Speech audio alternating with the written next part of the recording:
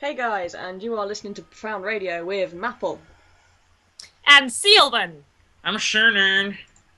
I'm Kaleb. And I'm Gemma.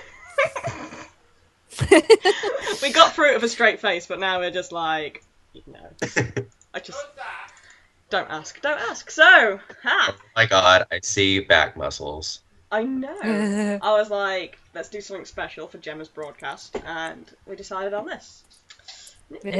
She showed it to me before she showed it to you guys because I'm more special.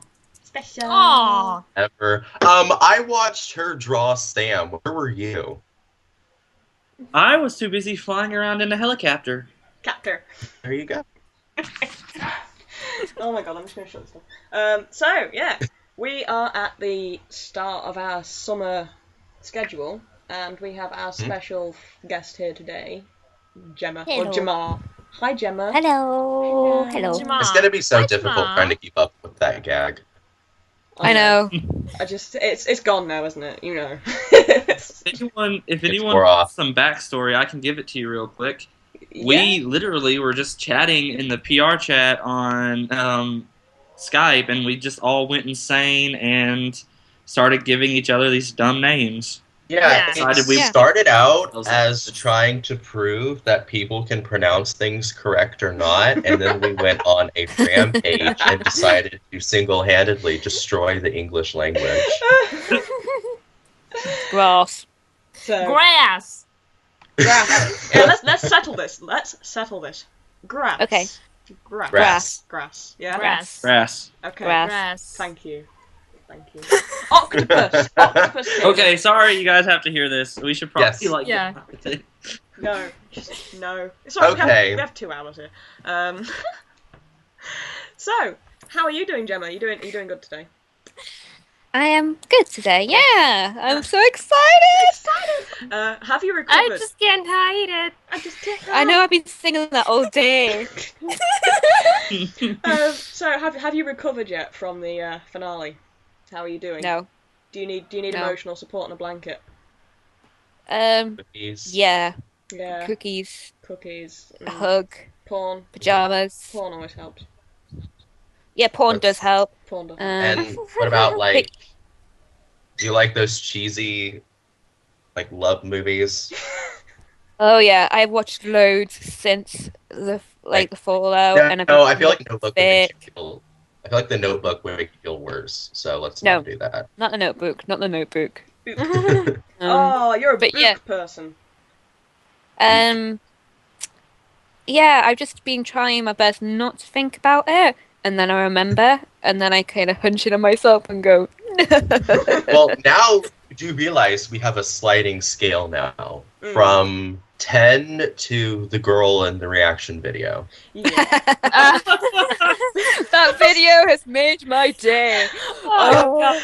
Yes. I was just sat there It's- like, wait for the angels to fall, wait for the angels to fall. I was watching it with like 3 other people, I'm just like, wait for the angels to fall, this is going to be the best reaction ever. And then she just starts sobbing on the floor, and I'm just like... It was like, I mean, she Okay, even was you like, guys. That video spoke to me on a level that I've never been spoken to by another video in the world. If you're wondering about which video, go to all of our profiles on Tumblr. It's there. You will see it's just Mm-hmm. You know, I reblogged it with the Profound Radio. Oh. Yeah. Yeah, just for the record. What? I was impressed. She did some pretty impressive contorting. Yeah. Yeah, I was like, very how's she doing bendy. that? I was like, wow, that's a real workout. That looks great for your abs. Oh, it's fantastic. I think I came about maybe a 6 on the scale. Yeah. To Ariel Raff, there was a video posted by someone on the YouTube of one of her friends reacting to the finale of Supernatural. Shannon. And really what it was a visual representation of pretty much everyone in the fandom during the last few moments of that episode. I was like, I couldn't do it. You were like, Check I think the it's- I didn't know Profound whether to Radio Tumblr. Cry or laugh, and in the end, I was just like, I'm gonna laugh. I'm sorry. I thought I was bad, and then I see her. It's like, yeah, it's fine.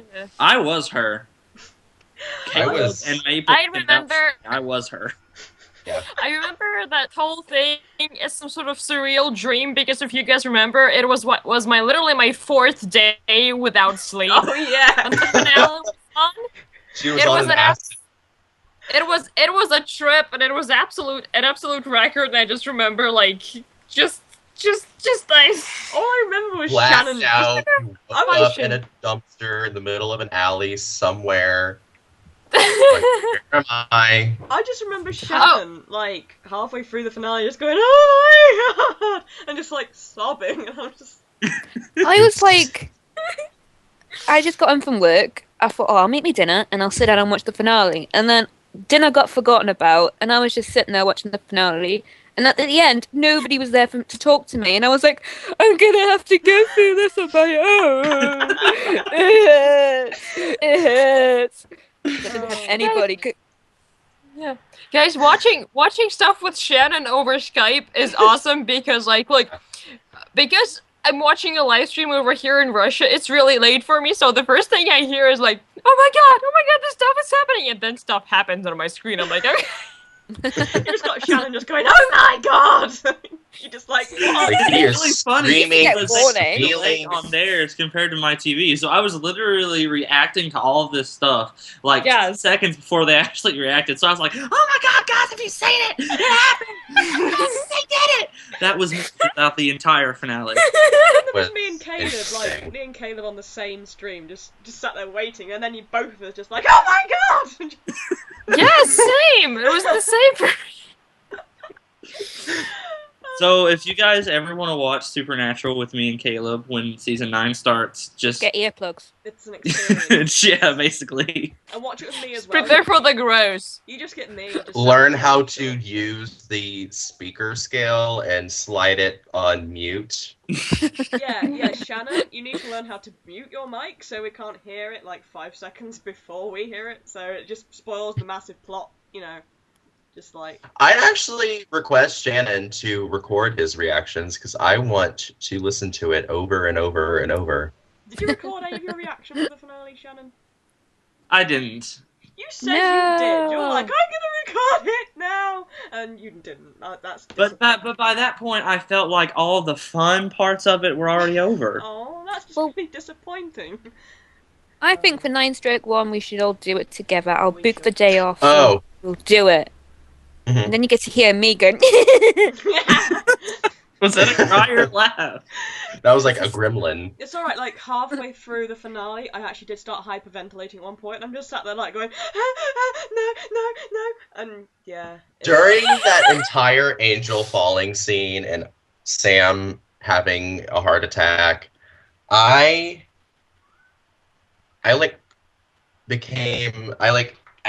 astral projected out of my body. I was having an out of body experience. Like, my body was just sitting here staring at the screen, and my emotions were somewhere out there, and I just was a statue. I was just kind of going, okay, they're doing it. Oh my god, they're doing it. Oh my god, they're doing it. Castle, not all of them, not all of them.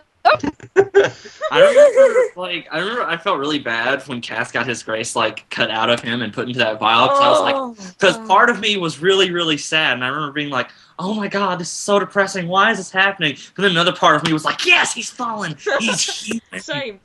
I was like, oh no, yes, no, Yeah, but yes. weren't you the one who said that you wanted the grace to be ripped out of his stomach? I was like kind of. I did. I really do wish that Crowley would have like ripped Cass's grace out and then like ate it so he could turn into like some really cool, I was just more like, powerful thing, but it didn't happen. he's just acting, the tears in his eyes, and just, Yeah. then I wanted to smack Megatron. Pretty much. But yeah. Oh god, yes. Yeah. Megatron I is a topic we will get to in a minute. Yes. Yes. Remember how we like had a schedule that we were going to follow, but then we started talking about the finale? Okay. Yeah. Yeah. So yeah, we have Gemma here, so obviously we're going to ask some questions to you because We're going to interrogate her. yeah. Yay. Dude, why don't we make this like a segment for every single guest that we have on? Isn't it called something like the Supernatural Experience segment? Yes, it is. Yeah. Supernatural Oh yeah, experience. awesome. Awesome, yeah. So every week we'll be asking people about their supernatural experience before we get onto their little bits that they want to do. So, we'll take it in turns asking some of these questions, I think. I'm not doing them all, because that's just boring. So, Gemma, are you chained comfortably to the interrogation chair? I am. Yeah, good. So, our first question is, when did you start watching Supernatural? Nearly 9 years ago. I think it was 2004. Probably beginning of 2005 by the time ITV started showing it on season 1. So, yeah, that's how long. So you've been there from, like, the beginning. The beginning. So you're like an Yeah, you're an oldie fan then, like you have the right to say, nah, bitches, Old shut school. up, because I've been in this fandom a long time, pretty much. Yeah. Yeah. Yeah. So I've been in since the days before Tumblr, when it was all live journal and fandom sites and stuff like that. Yeah. Yeah. So that's amazing. Like, oh my god, my laptop's overheating already. This is fantastic. Excuse me. Satan has risen. So I started watching Supernatural very recently, considering Gemma. Same. I started in, I started for season 8. Like, I was watching it over the summer. I caught up. Same. Yeah, I literally got caught up just before season 8 started. So I probably started about a year ago. Yeah, it was about a year ago. Yeah, same. I got caught up when season 7 ended, and my my reaction to finishing watching was like, what if they don't bring Casper? Yeah. Oh dear. I remember. I think I started watching it over the summer too, and we've talked about it a lot on the show, so I'm not really going to go that far into it. But mainly, I've kind of had this thought: if we ever get anyone on the Powers That Be on here, I would want to get someone who's been there from the very beginning, just so we could have like a Lion King moment, and we could ask, "So, are you going to take us back to the beginning?" And then the Powers That Be person's going to be like, "No, I'm going to take you way back to before the beginning." So basically, And then you're gonna call your mom and say that you talked to a famous person. Yeah. I'm gonna tell my mom I talked to a famous person. Shut up! Yeah. No, I will not. Shut up. So basically, I don't think. what you're I saying do think is, I probably need treatment because Yeah. I've been on it that long. Yeah. So what you guys Yeah. basically saying is you want Russ on the show, pretty much. Yeah. Yeah. Pretty much. Yes. I'll bribe him. We'll get him. I'll net Tell him him. I'll give him my body. I'll I'm not get a big being net. serious. That would be illegal. I'll get a big net and I'll net him and yeah. Yeah. No, you'll set a trap. I think What almost is he everyone like? in the group is pretty much in the same. Pretty much started at the same time. Like me, Caleb, and Maple, and Silven, we all started pretty much towards the end of season 7 or over the summer while we were waiting for season 8. Yeah, and Gemma's just Yeah. like, you young whippersnappers, I've been in this. Yeah, yeah. I feel like an old decrepit woman. I'm like, oh my god, you guys. Back in I had to my sit through day. the season 3 finale. You don't know my Actually, I have a question. How did you survive the Godsteel cliffhanging? Well, it was very difficult. You see, it was just like, I can remember because it was on. I kind of knew something big was going to happen because obviously being in America, and with British TV it went to Sky and it went stupid, the showings in Britain. But I just remember Castiel turning around going, I am your new god, you shall bow down to me. And I just remember looking at my mum, and my mum's looking at me, and I'm looking at my mum, and I'm like, this can't be happening. This can't be happening. He can't be God. Actually, he could, but he can't be. And then I was basically for the next hour just sitting, doing like a goldfish movement. Like sitting going, Mummy can't be God. And I'm like, it's Misha Collins. I'm like, he could be God. He could be God. And then we're just like, my whole mind was just going over and over and over, like, what the hell's going to happen? What the hell's going to happen? And then we had to wait like another year for season 7 to start. And it was torturous. And then we got to the season 7.1, and I was like, he is God! Okay, it's not God. And we were just, because this is me and my mum, we just kind of go, okay, he's God. No, he's not God. Oh my God, what is he then? We have like a running commentary when we watch it together, so, yeah. Wow. But, yeah, it was torturous. I have to admit, the worst cliffhanger it's a tie between season 2 and 4. Oh, That was the worst pain. Yeah. God. And I one remember this now. was definitely painful. 3 was painful because we didn't know if we were going to get season 4 because of the writer strike. Yeah. That was a really awful season, season 3, because the writer strike, we got less episodes. We got like 18 episodes. There was so many shows around that time getting canned. And I was like, it was unbelievable that such a little show got through to season 4 because there was so much talk back then of them just cancelling it. So that was pretty painful. Oh. And then Castiel happened. And then Castiel happened, yeah. Did you fall in love with Cass straight away? Yes. Yeah. Yeah, straight away. Little sex hand, little tilt of the head, and I was like, ooh, who is he? And I think it was more episode 2, 4.2, that I realised that he was going to stay around a lot more. I said to my mum, I said that the chemistry they've got going on here is just, they can't get rid of this. I remember starting watching season 4, because like I really did start watching the show. Part of it was because of all the Destiel stuff I was seeing on my dash, and then another part of it was because I saw all this stuff about how it had angels and the apocalypse in it, and I was like, oh my gosh, that's really cool, because I'm really interested in that stuff in general. But then the Destiel got me through too. I remember watching it. I had watched seasons 1 through 3 all on Netflix, and I really enjoyed them. And then I watched season 4. I remember thinking, I didn't like Cass at first. I didn't. I really didn't. I didn't love Cass straight away, just because I was like, oh my god, he's a he's a dick with wings. But it's just, I have to admit, like the first 3 seasons was like the getting to know the show, and then they just completely changed the show in season 4. It was like, right, new game, new rules, everything's out the window that you've previously known because angels are real, so is God real, and it just really put a lot of oomph into the show. So Do you want to hear my funny story of how I actually really got into Supernatural? And you'll laugh. Go on, yeah. Because my friend was like, first of all, it's like, oh yeah, Destiel amazing, blah blah blah. She got me on Tumblr. I was like, oh man, Destiel. And then she goes to me, there's this character in Supernatural, and he has the best entrance ever, and he's actually Death. And I was like, alright, cool, show me.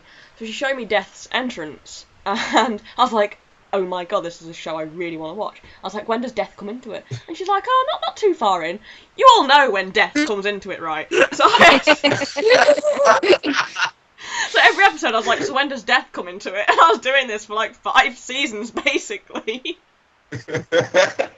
So I watched Supernatural mainly for Death. Death got me hooked. And, yeah. But at first, like, I watched the clip of Cass coming into the little shed, and I wasn't expecting that voice to come out of him. So at first, I really liked the look of Cass. I liked the idea of it. And then I heard the clip, and I was like, whoa, no, not okay. That voice is not okay.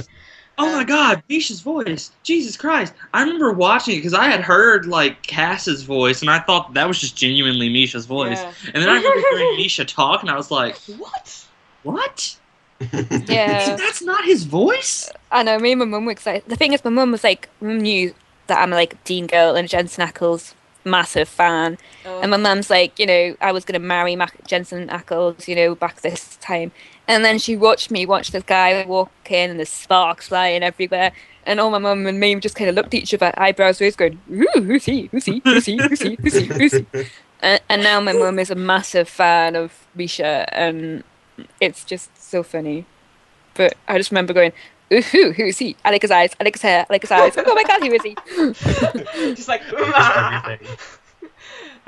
so yeah, we are never going to get through our thing, are we? You said no, the list is really short. You said the list is really short, and I was like, don't worry, because we will. Well, let's not forget, we also said during our summer things that they might not be the full 2 hours, so. But we are so going to fill 2 hours. Oh, totally. I'll answer them quickly, come on. No, it's fine. So here's the next most important question. Oh, who's going to ask? Okay. Who's going to ask? You have something to say? You go, Kaleb. You go. Go. Okay. When did you start to notice the chemistry between Dean and Cass? This is a difficult one, because I know everybody's like, oh yeah, the kitchen scene in 4.2, but it wasn't like chemistry, it was more a friendship in 4, I think, and that's what I think a lot of people get past. Let me think. Season 5. Oh no, actually no. The Rapture. That's when I kind of noticed in the Rapture when Cass goes away. It's the motion from Dean. Like Dean's like where's Cass, and I haven't this fronted with Jamie. And I think there's a scene in the Rapture when he comes back and he says, I don't certainly Cass is like really pissed off. He's been beaten up and reprogrammed, and he says, I don't serve man and I don't certainly serve you. And I was like, what? God. What is this? And that was like, there's something changed here. The relationship has changed, and it all kind of started from probably Dean sleeping with Anna, Dean rescuing Cass Malasteth. That was the moment it kind of changed from this angel charge of a human to, their friendship. But then I think it changed again, season 6. Man Who Would Be King. That was when I realised that there was something even more than just their friendship here. Yeah. So it's been a long kind of gradual story from like two people who didn't know each other to friends to something more. I feel like that's like the best part is that it is a gradual evolution. It's natural. It's natural, and that is why it works so well. I was kind of weird with them. Because, like, I told you guys I started watching because of the Angel stuff and seeing Destiny on my dash. And I remember thinking that, these two are probably going to be pretty close in the show, which is why I was kind of turned off in Cass in Season 4. Because I was like, hold on, he's like a brand new character. Why are all these people shipping them like this? And then I remember sort of not getting it at all from, like, Seasons 4 to 5. Like, I could see some moments where people could be like that. And I never really got the whole possibly more than friends vibe from them until season 6. Seriously? Seriously. Oh god. I never got it. Like in season 4, I got they were sort of starting out as friends. In season 5, I got best friends. Like, oh my god, these two are totally best friends. Yeah. Dean took him to a stripper club. They are best friends. That's what straight guys do for each other. And I was like, yeah, straight guys do that. They're straight. Yeah. And then I remember season 6 and all the stuff that happened in season 6 between those two. I remember watching The Man Who Would Be King and just freaking getting really depressed because Cass basically spent an entire year watching Dean from afar. And I was like, wow, this is... I think a really big important Destiel episode is On the Head of a Pin. Because I think it's when Cass realizes that Dean is not just, Michael's sword. He is a human. He is a person, and he is his friend. And that's when that was when Cass's resolve breaks. That's when Cass, the angel of the Lord warrior, ends, and Cass, this new Cass, starts. Well, I mean, I got the whole thing. I got that Dean and Cass were important to one another, but I never got the romantic vibe until season 6.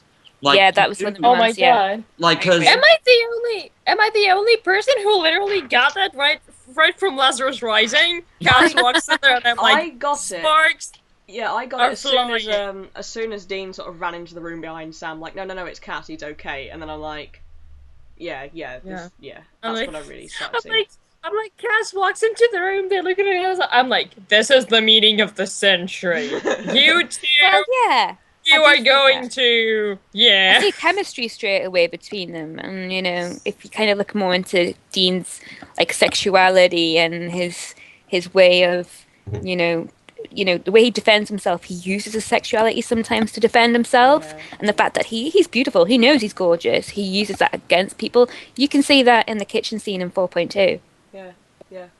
Well, it's for me when I'm watching a show and everyone's saying that there's two characters in there that are supposed to be together, then the show has to really build it up for me. Like, when I started watching Buffy the Vampire Slayer, and people are trying to tell me that Buffy and Angel in the beginning, but then you're going to really want Buffy and Spike to get together. I never wanted Buffy to get together. I never did.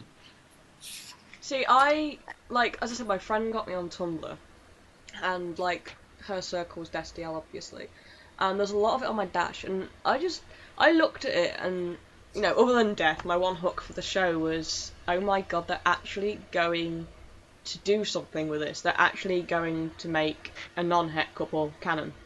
I was like, I want to be there when it happens. I was like, I want to be watching this show. I want to be up to date. I want to be in the fandom, and I want to be there when it happens. So that's another reason I'm here. I'm just waiting for it now. I've got a new blog ready and everything. I'm waiting.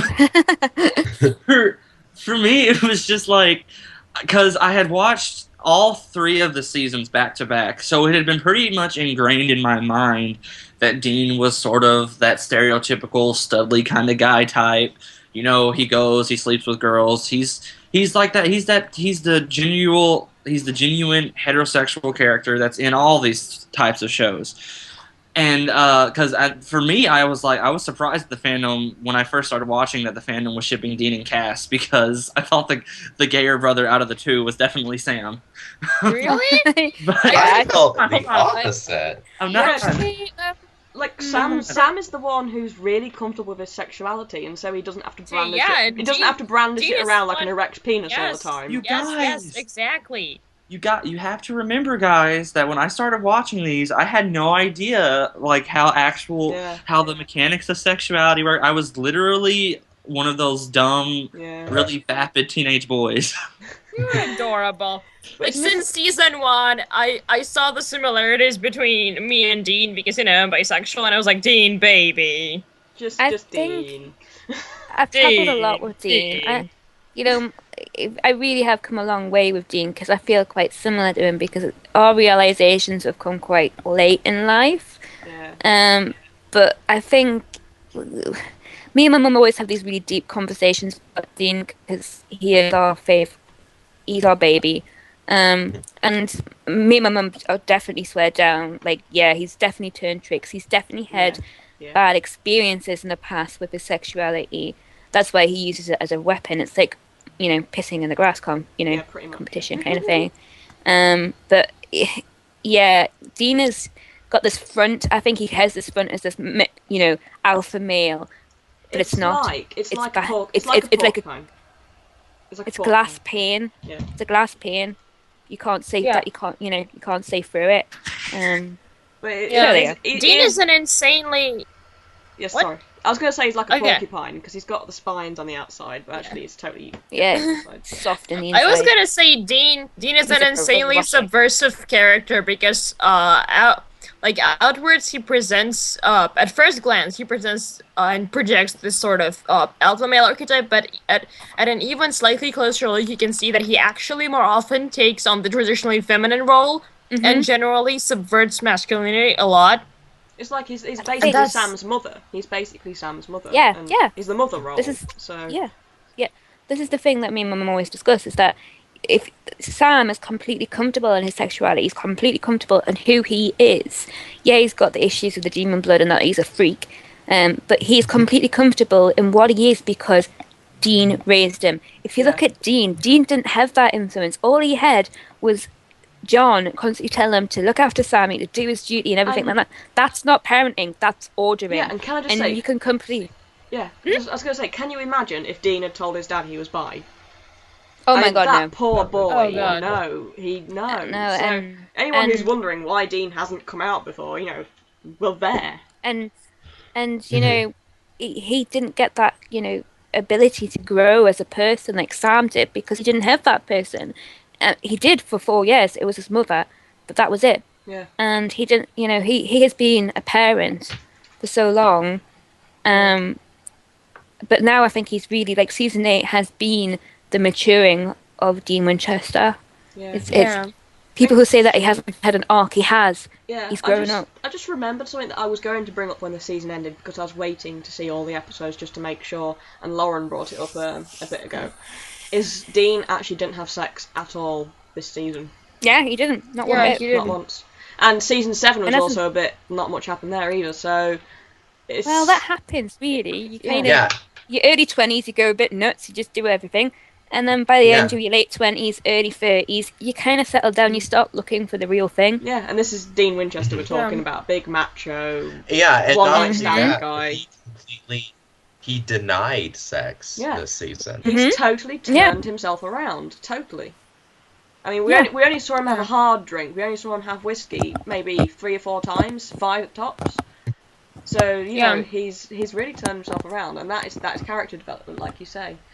Yeah. And also, not only did he like decline the sex offer, he didn't treat it as a joke either. No. Like he normally. He just said he couldn't, and you all know my theory that he can't get it up, but maybe there's other things as well. Maybe he is just looking for a permanent relationship, and he knows he can't have that while he's still hunting. Unless, you know, he dates another hunter, even if that hunter might be male and an ex-angel. I think possibly with... Honestly, I really don't think... Never mind, I'm not going to say it because people will get mad at me. No, go on. Go for it, Shannon. Shannon, it's your motto. I'm not going to say it because people will get mad. Okay, fine, I'll say it. I think that Dean has lived this hunting life for so long, and he knows how stable relationships are in the hunting world, so I think even if Cass were to become a hunter and Cass were to do all this, Dean would still probably do his best to try and stay away. Yes. And try to keep the relationship from happening. Yes. So that's part of the reason why I think there's going to be a lot of development that's going to go on in seasons 9 and 10 before Destiel becomes 10. And Dean is literally going to reject his relationship with Cass just because he knows that it's going to... there's a huge chance that Cass could die now, especially since he's human. He knows that... Yeah. Can I just say one more simple reason why Dean might not have had sex? The last time he really did have sex, it was with an Amazon, and it resulted in a Emma. And obviously, you hear the conversation between him and Sam. Dean has previously, obviously, been safe sex. He's always used a condom, but this time it failed.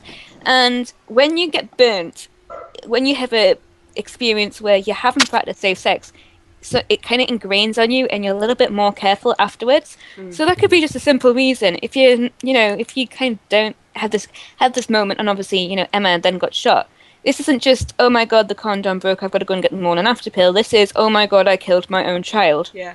My brother killed my own child. Yeah. So this is a times out. This is a supernatural version of having to get the morning after pill. Yeah.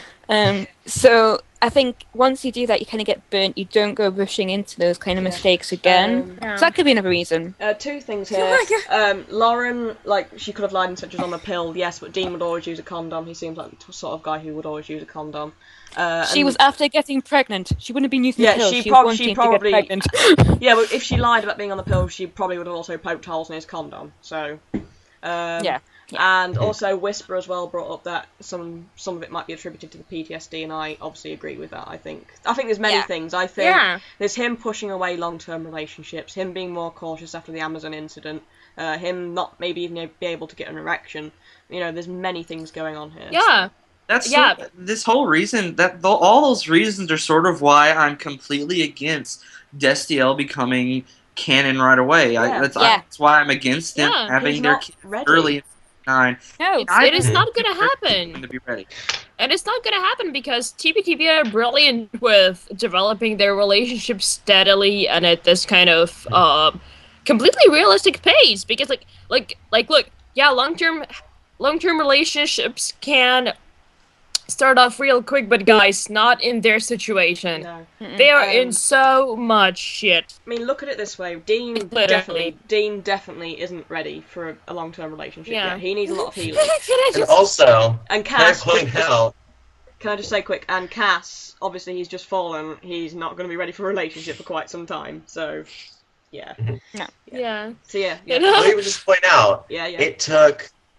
I'm going to take Gemma and Shannon's example of how they think the evolution of Destiel became from friends to more than friends. It took 2 seasons to make the jump from friends to best friends. Yeah. Mm-hmm. And then now we're at this big character development in season 8. So I think that would just ruin everything if they made it canon right away. Yeah. I think we're going to have a lot more sort of tender moments between them. Nothing more than just friends, but, them helping each other more They're going to do it subtly. Yeah. They're going to do it subtly. They're going to do it gradually. And Dean is going to deny it every single step of the way, and I don't think people are aware of that. He's not going to just accept it. He's not just going to accept it. He's not. I'm sorry, he's not. Oh, It's not gonna be easy for Dean. No, it's really not going to be easy for Dean. So. Because it's been ingrained in him his Because it's entire Dean. life. Yeah. It's not Because- for me. It's sort of just you see Dean as a character. It's taken him forever to just sort of to even show signs that he's not interested in women. It's taken him like 8 seasons to show that he's probably not he's not just interested in women. Because I mean, you can say that in like season 6 in all those seasons, but it's never been as explicit as it has in season 8. Can I just say something? For Dean revealing his character, it's taken him 8 seasons to admit he likes LARPing and geek things. Mhm. So it's going to take him a while to admit his sexuality. You know. It took how many seasons for him to get a hug? God damn it. Yeah. A hug. Yeah. That Cass didn't even hug back. Yeah. And like it's not even just Dean admitting his sexuality is not the only thing, because another thing is Dean just admitting that he wants something for himself and that yes, he deserves it. Yeah, that he's allowed to take it instead of that's just... Yeah. is literally the hardest part for him, I think. Yeah. It's Admitting not that even he that actually likes Cass as well is going to be difficult. Yeah. There's a lot. Guys, Yes? before I forget, because I'm gonna forget, when Shannon said, I'm not gonna say this because people are gonna get mad. You know those posts on Tumblr that are like Game of Thrones parodies with all the house? We should do one for Profound Radio, and Shannon's is gonna say, How's Shannon? I'm not gonna say this because people are gonna get mad. And mine just be, I don't give a fuck. As long as you're, and as long as Silven's is free to pee. Yes, And Silven, mine is not a single fuck, basically. I don't even know what catchphrase I have. I don't know. That'll be your. I don't think I have I'm one. not I think quotable. I'm not quotable. I've only been quoted once. You've been quoted once. Next question. Okay. Okay. I'll go. Sorry, I didn't mean to just barge in. No, it's okay. We need to get through these. We're just chatting shit now. Yeah. It's been like 30 minutes, and we've only asked you 2 questions. Okay, let's quick fire these a little bit, just a little bit, not much. Okay. So can you pick a favourite character out of Supernatural as a whole? Let's take Team Free Will out of this. Take Team Free Will out. Oh. Yeah. Damn it. Damn it! I tripped you up there. Gabriel. Gabriel. Yeah. Gabriel, Balthazar, Bobby. No. Crowley! Okay. Okay. Before we end up getting a discussion about Gabriel or something started, I'm just going to say right now that I don't want him to be brought back into the show. Why did I know you would say that? Now Satan! No, is hold on. I have good You reason. need to explain it now. I have very good reason. Let me explain. Okay, Sean. Gabriel, the trickster / Gabriel was an amazing character, and he wasn't just an amazing character. He had an amazing story that was able to be told in 3 episodes, and allowed the fandom to love that character just because of how great he was. He had an awesome death, and you cannot deny that his death was freaking awesome. It was. If they brought him back now, it would cheapen his death. It would not be. I do not think it would be good storytelling. I don't want Gabriel back. I have gotten past his death, and I have moved on. What I would love to That see is a very good point. Well, what I would love to see is maybe like a time travel episode again with Gabriel in it, and just him. I just want him back for one episode to be a badass, because we didn't get to see enough of his badass side. It was always the trickster side. You know what I mean? I really just want him to come back and own everything, and just then walk off. Yeah. Again, so. I do think that they can find a way to bring him back without cheapening his death. Yeah, not because bringing him back to life, Richard. Just... From what we know. Richard was told that the writers are trying to think of a way to bring him back, which clearly means that they're not going to just, oh, he's alive again. Yeah. They are thinking of a good, clever way to do it, and I really do think they absolutely could do it without cheapening his death or, doing anything to his storyline. Yeah. I love Crowley. Random character. Just I have to have at least 30 seconds of just going Crowley. I love him. Okay. Shepard, I love you. Okay, right. Just. Okay. Can I just My explain? first meta ever was on Can I just explain a thing to the people in the chat? Currently, we have 3 people on this broadcast well, 3 ladies who will just go, Crowley! Forever. Then you have me, who just sits here like, I could care less what happens to Crowley. And then you have me, who's like, I love Crowley too. His Caleb, tattoos! do you His scream out tattoos! His tattoos! Do not Tattoos, bring the yes. tattoos up! Oh, Oh. tattoos. Can I just say, young Mark Shepherd does things to me. He really does. I think, to be honest, if I ever went to a con, I always said that I'd rugby tackle Jensen to the ground, but I think actually that I would probably just jump Mark Shepherd. I had a moment. I actually would I was like, did I jump tell you, him. Gemma, did I tell you about my Mark Shepherd moment when I went for my photo op with him? You did, and I hated you for about 30 Oh, seconds. I just walked up to him, and he was like doing 1-second photos because he was so overbooked, and he just went, "Oh, hello, darling," and I was just like, "Ah! Don't do that! Don't do that right before I have to smile, because I'm just gonna look like I just had an orgasm right there." But no, I would jump him very happily. Oh Okay. god, I would hit that so hard. Greenasaur, we will Tap not that. calm down because we're having a Mark Shepherd moment, and Mark Shepherd moments Yeah. are...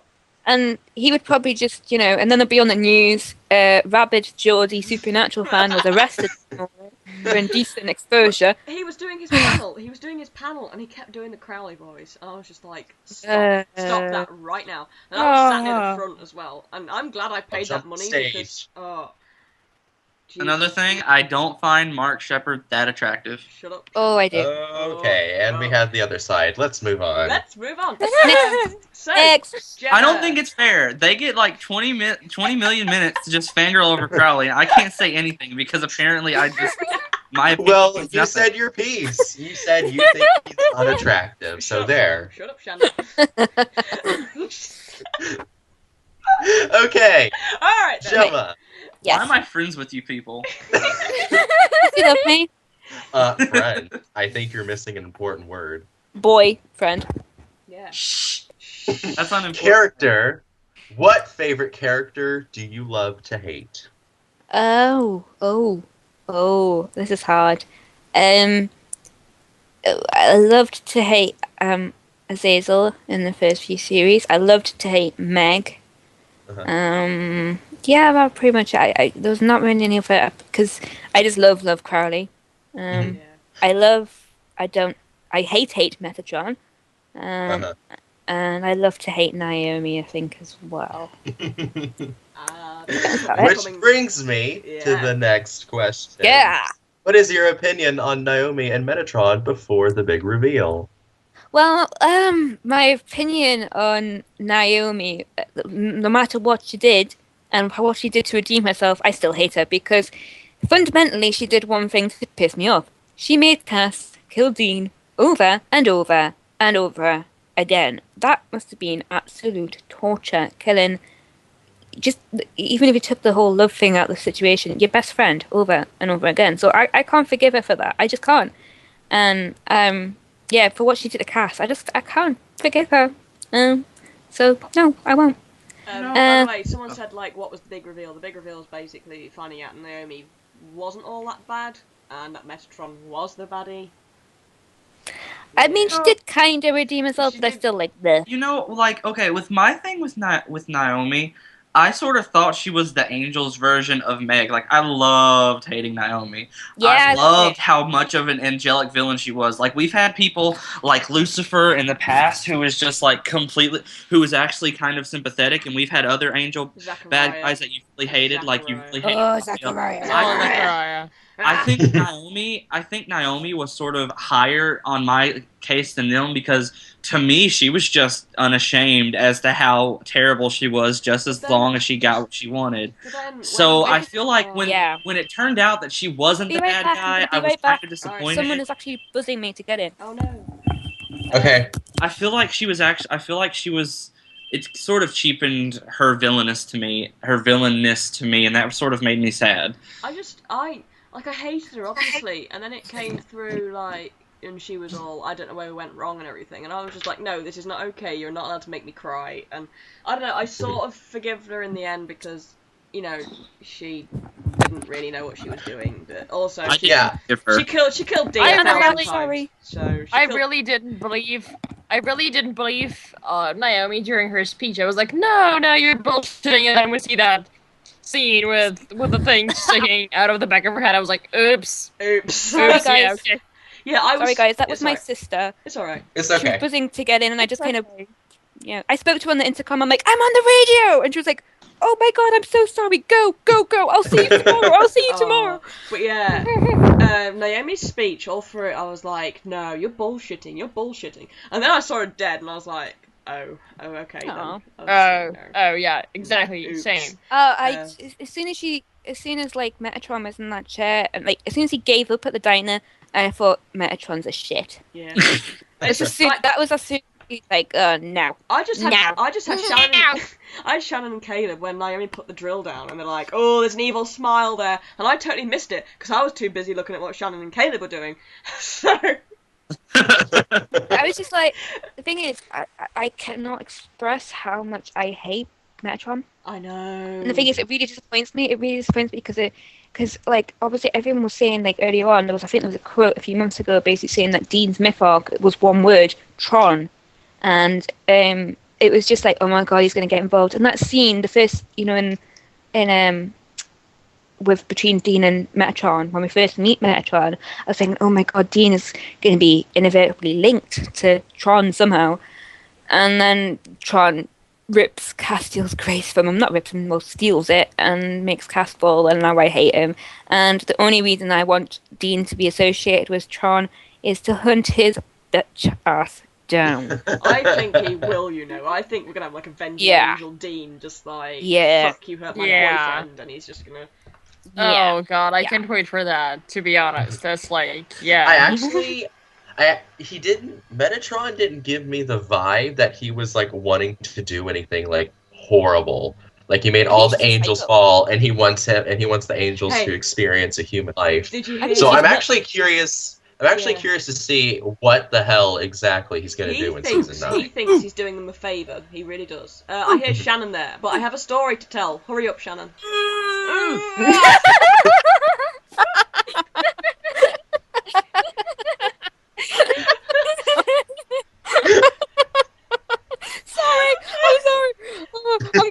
I'm gone.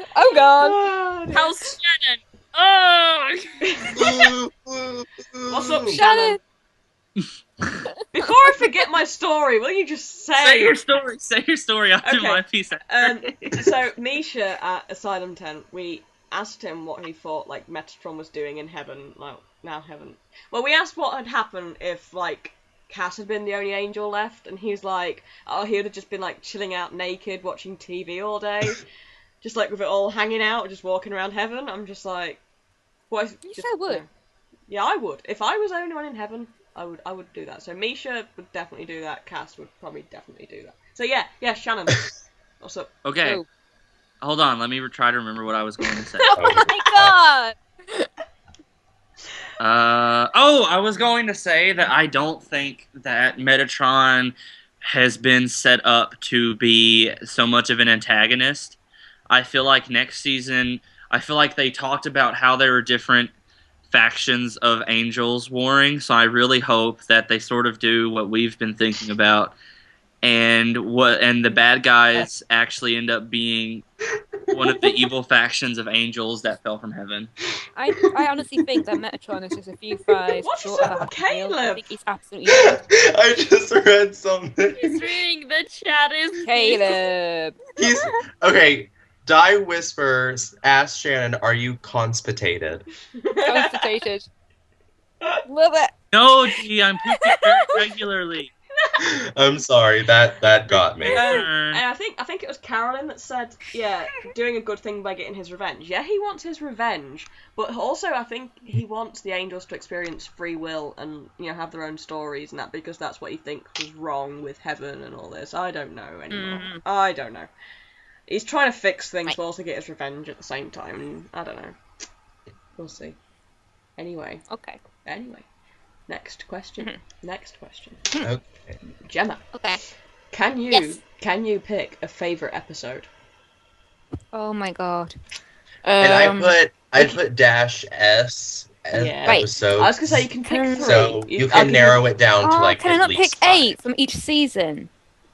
Yeah, go from each season. 8 Go on, from then. each season. Each season. From each season, yeah. Yeah, one from each. One from each. So you got 8. One from each season. One. Okay, one from each season. Season 1, Faith.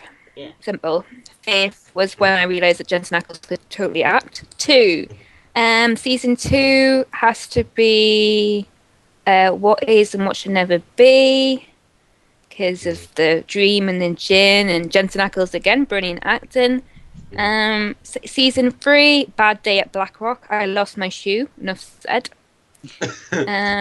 Season 4, The Rapture. Because that was when I realised Misha Collins could act, and I suddenly discovered his actual voice.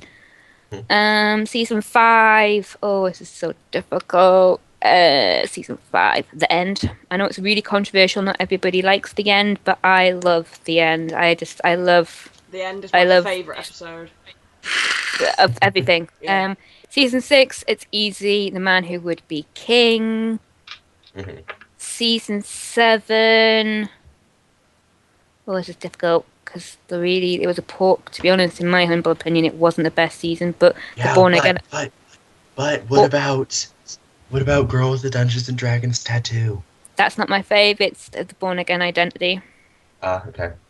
Because it wasn't just because Cass came back. It was because the direction, and I loved the moment when Cass remembers. Yeah. And Cass remembers everything. That is just genius directing. If I don't know if anybody's read Fruity Bear's meta on that. It's brilliant. Yeah. Season 8. Oh god. This one's the hard one. Yeah. This is a hard one. Oh. Yeah. I would go for Sacrifice, but the fun part of me really wants to go for Hunter Hiroki. I think it's called Hunter Heroicy. Yeah. My favorite episode of season 8 was Torn and Frayed. Actually, no, wait a minute. LARP and the Real Girl. LARP and the Real Girl. Yeah, LARP and the Real Girl Love is my the real favorite. girl. Yeah, LARP and the Real Girl. I have to say Sacrifice for season 8. Yeah, Sacrifice. Just because the thing is, this is the thing with season finale. The cinematography was amazing. Yeah. Yeah. I guess I Actually would mentioned categorize Weekend it. Yeah, I would categorize it by different aspects. Yeah. For Dean character development, I have to say LARP and the Real Girl. Yeah. Yeah. Yeah. I actually... Oh, sorry. But my all-time favourite of all time is Man Who Would Be King. Yeah. I just have so much feeling about that episode. Guys. Yeah. No, Naomi. I just thought of something. Either she's not dead or she's not an angel, because we didn't see her wings or anything. So. And it wasn't an angel blade. It wasn't an angel blade. It was just drilled to the back of her head. So if it did kill her, it might be just an incapacitation. If it did kill her, she's either not an angel. Yeah, she has to be not an angel because it didn't scorch her wings. Or it didn't. She's an angel because we heard a lot of wing flapping from her, and she basically she's got to be big enough. And can I also remind you guys that Samandriel died and we didn't see his wings get imprinted on anything. But he was apparently a big. They were burnt into the car, I think. It wasn't the Impala, was it? I'm pretty sure it wasn't the Impala they were up against. See, I heard the Powers Bay that said that Samandriel wasn't about big enough. It was only the big angels, but surely Naomi is a pretty big angel. So either she's not an angel and she is dead, or she's not an angel and she isn't dead, or she is an angel and she isn't dead, or they fucked up their continuity and she is dead and she was an angel. Yeah. Yeah. Thanks. Confused me. Now with like the newfound Naomi feels, I kind of want Amanda Tapping to come back. Apparently it's Russ's birthday today. Happy birthday to you! Happy birthday to you! Happy birthday to Russ! Happy birthday to you! Birthday to you! Russ, you'll get my present later. Wow, chicka, wow, wow. Wow, chicka, wow, wow. Okay. Wasn't anything gross, guys. I was talking about I was gonna draw him something. Sickos. Oh, okay. Yeah, I mean something I'm gross. gonna get him. I don't know. Honestly, I'll probably make Mapal do another pinup. because Amanda Tapping is Amanda Tapping, and she's perfect. Caleb, did you I just love say it. you'd make me Yeah. do another pin-up thing for Russ's birthday? Yes, I'll make you do another pinup for Russ's birthday. That's my present to him. You know what I'm gonna end up? Okay. I'm gonna end up doing My that birthday now, present to you is listening to me. Just like, you get the privilege of listening to me. Yeah. I don't know where he is. Okay. He's on Okay, he's on one holiday last at the question moment. now, aren't we? Yeah, I think so. Oh Well, my for God! this segment, Oh crap. favorite Destiel moment. Wait. Damn it. It's a Time tie. for cast kissed. Oh wait. Oh no, they didn't. I would say either the hug Yeah. Or the face caressing and saying I need you and like this isn't you. The vault scene, full stop. I'll be back. Okay. Okay. Yeah. Cool. Okay. I'm gonna sit back for the next section because I don't have a lot to say. I think I'm the only one here who's actually read it. This is yours, I Caleb. know. This is yours. Off you Yeah, go. so my Ah. my side-eyeing icon is directed towards all of you. I'm sorry.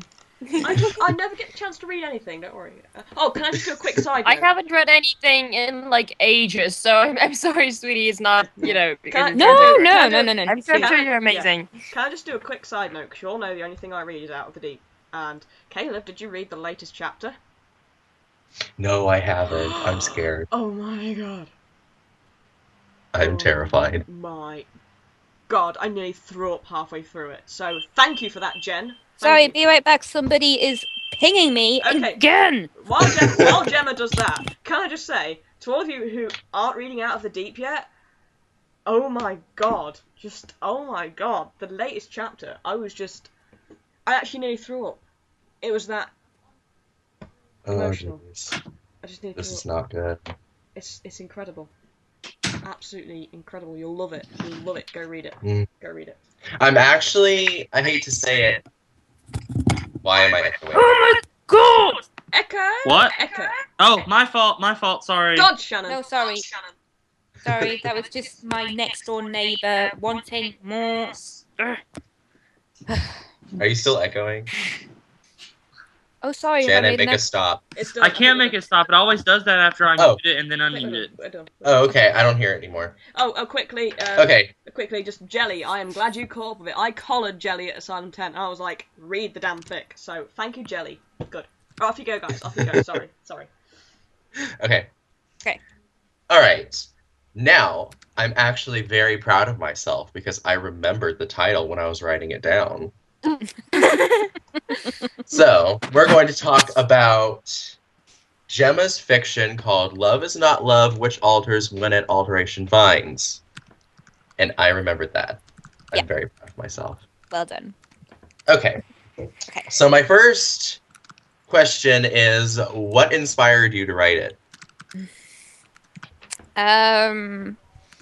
I think it was more a case of it was actually oh my god, I'm so not answering this very well. It's fine. I have a massive love of history. I was involved in a lot of history fandoms and very bizarre. I was involved in the Robin Hood fandom for a bit, and so I love writing historical fiction. So it was just one random idea that I truly believe in soulmates. I believe that you are always going to find people in each life that you live in. They're just going to be different people through that life.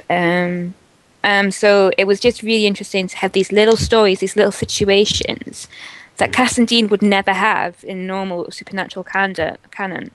And just kind of switch it and kind of have them have different little relationships over time. And then just to kind of, get my obsessive historyness kind of out the way as well. Okay. That's cool. I'm not that interested in history because I am dumb, but I really like this one. It actually sort of helped me get a timeline, if that's strange enough.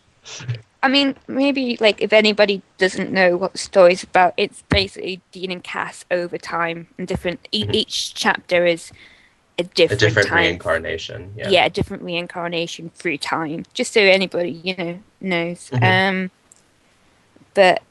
yeah, so I love history. I'm gonna skip that question because it's a dumb question. What question? You ask it anyway. I don't mind.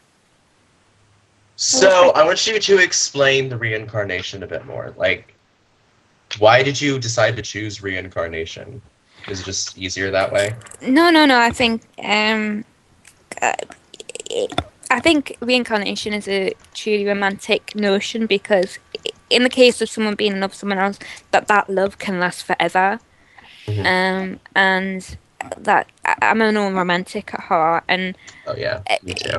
And I think everybody has a feeling that they've been here before, and that the people have got to certain times in history that they completely think, oh my god, I feel so connected to this time. And I think it's probably because, like, I feel so connected to the Tudor period, and I truly believe that I probably lived through that period somehow. But yeah, Celestian Fate, it is, I have been told it has been compared to Cloud Atlas. I haven't read it, it's on my to-do list, so yeah, I will be reading it. But yeah. And one of my favorite aspects of this fic is gender swapping and the importance to emphasize love between souls and not genders. Yeah. So actually, in this fic, you have hetero pairings of Dean and Cass. I do. Yeah, so explain your decision on doing that. Well, I think I take the thing as it wasn't really about sex to me. It was more about love to me because I wanted to say that Cass and Dean were meant for each other. No matter what situation that they were in, they were always going to be together and had some sort of love, which, it doesn't matter if, Cass is genderless, really. It doesn't matter if you're a girl, if you're a boy. And that's why one of the stories, they're not even together. There's the stories where they're not together, but there's still love at the heart of it. And yeah, I felt that too. Like, not just Cass is genderless, because I know that's sort of like the canon and Supernatural, but I feel like souls in general are genderless. Yeah, they are. And it doesn't matter who you're in. The heart of the story was the love. Because, like, obviously, one story is that their father and daughter, so it's like, it's not, sexual. Yeah, it's all different kinds of loves. It's not just it's all about love. And not just romantic love, because there is a chapter where they're like father and daughter, which is a heartbreaking chapter. I'm going to just fair warning everybody.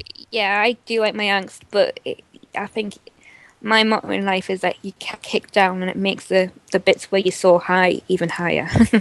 That's really beautiful, Gemma. Yeah. It is amazing. I love this fic so much. Oh, thank you. I feel like the Stop fandom talking about it whenever we talk about fanfic. Jesus. I never. It was my first long Dean Cass fic that I wrote, so it's my. Proud. I've been really stunned by the reaction to it, and I think that's got a lot to do with you, Kaleb. But I am really stunned. So, yeah. I love it. I feel like the fandom needs more fics like this. It's just, I love it so much.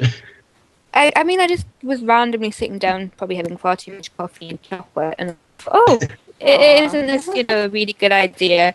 And then spent 6 weeks writing it, and I think you probably got a lot of the, I can't write this anymore, it just sucks, I'm not going to do it.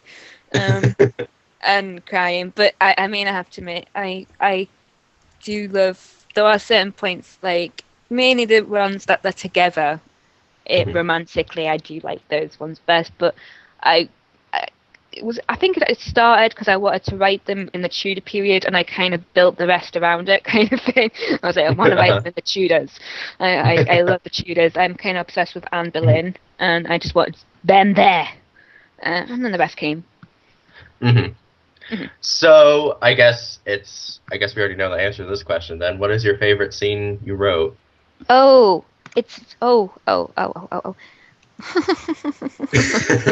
I'm asking the hard-hitting questions. Rome speaks to me. Rome. Oh, I liked Rome too. Rome speaks to me a lot, and Yeah, Silven, there are gladiators in this fic too. gladiators and hordes and everything. And the New World speaks to me a lot. I love that one. And American Civil War. Yeah, there are some explicit scenes in this book, and the gladiator story is very explicit. It is. Sorry if you're No, don't be sorry. We like explicitness here. But it's explicit. Yeah. If you just know it's explicit as you're going into it. But the thing is, I like kind of writing angsty porn. So sorry. Yeah. Yeah. No, don't be sorry. It's fine. Yeah. I think everyone likes angsty porn, to be honest.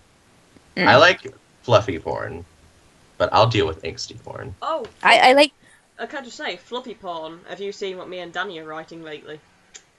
We're writing blanket fort porn, and it's it's just fluffy. Okay. But yeah, sorry. Carry on. Just fine. What was? I just kind of. I have to admit, a lot of my angst comes from, like, the way I write angst is I take the pain from my life because I've not been very well, and I just take the pain from the pain I feel and just kind of, rather than sit go, oh my god, I'm in pain, I just go, right, stuff that, I'm going to push it into the fic. I'm going to torture my characters. I'm a psycho.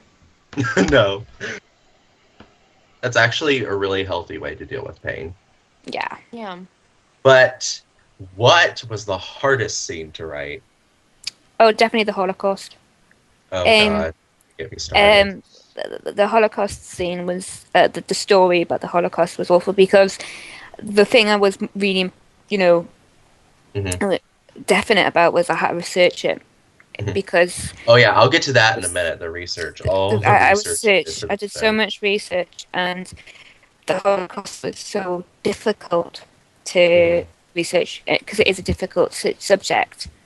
And it, I found out stuff that what they did to homosexuals, it wasn't worse than what they did to anybody else, but it was more difficult for them because they not only got beaten up by the German guards, they got beaten up by the people that they were in the camp with. Yeah.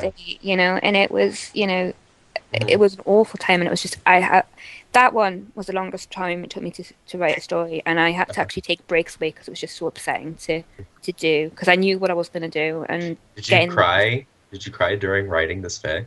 Yeah. How many times?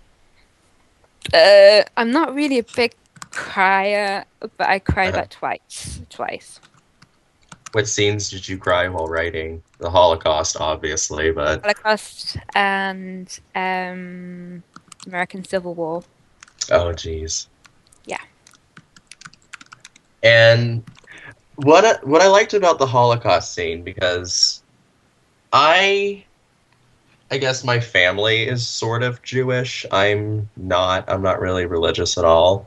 But I know about the Holocaust because we've seen Holocaust survivors all the time. Mm-hmm. But one of the things that surprised me is that a lot of these Holocaust survivors I've talked to make it out as sort of only Jewish people suffered. Mm-hmm. Mm-hmm. And it sort of surprised me that they took homosexuals in there too. So I was like, oh, that's a fact I didn't know before.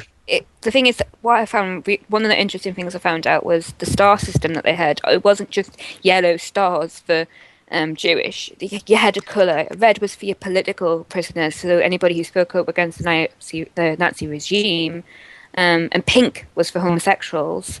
I think brown was for disabled people. So they had this scene, so yeah. Okay, Elizabeth Webbs asks, does it end in supernatural verse? It does.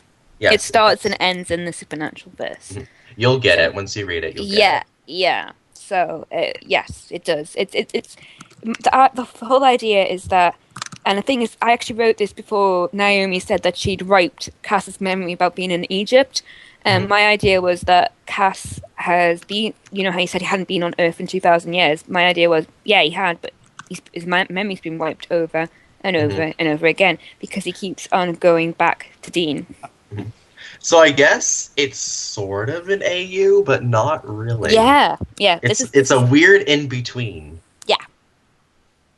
And I think that's cool because it's hard for me sometimes to read completely in canon verse. So fics like yours is easier for me to read. Thank you. What is your favorite side character you wrote? Favorite side Other character? than Dean and Cass. Other than Dean and Cass. Crowley. In which verse? The Gladiator verse? Yeah. Or just Crowley all around. Just Crowley, everything. I just love how it's like Crowley. Crowley. Here's a fun one. Here's a fun one for you and Silven. Here's a little taste. Crowley in the Gladiator verse is the master of the pit, and Cass is a prostitute. So you do the math. Wow.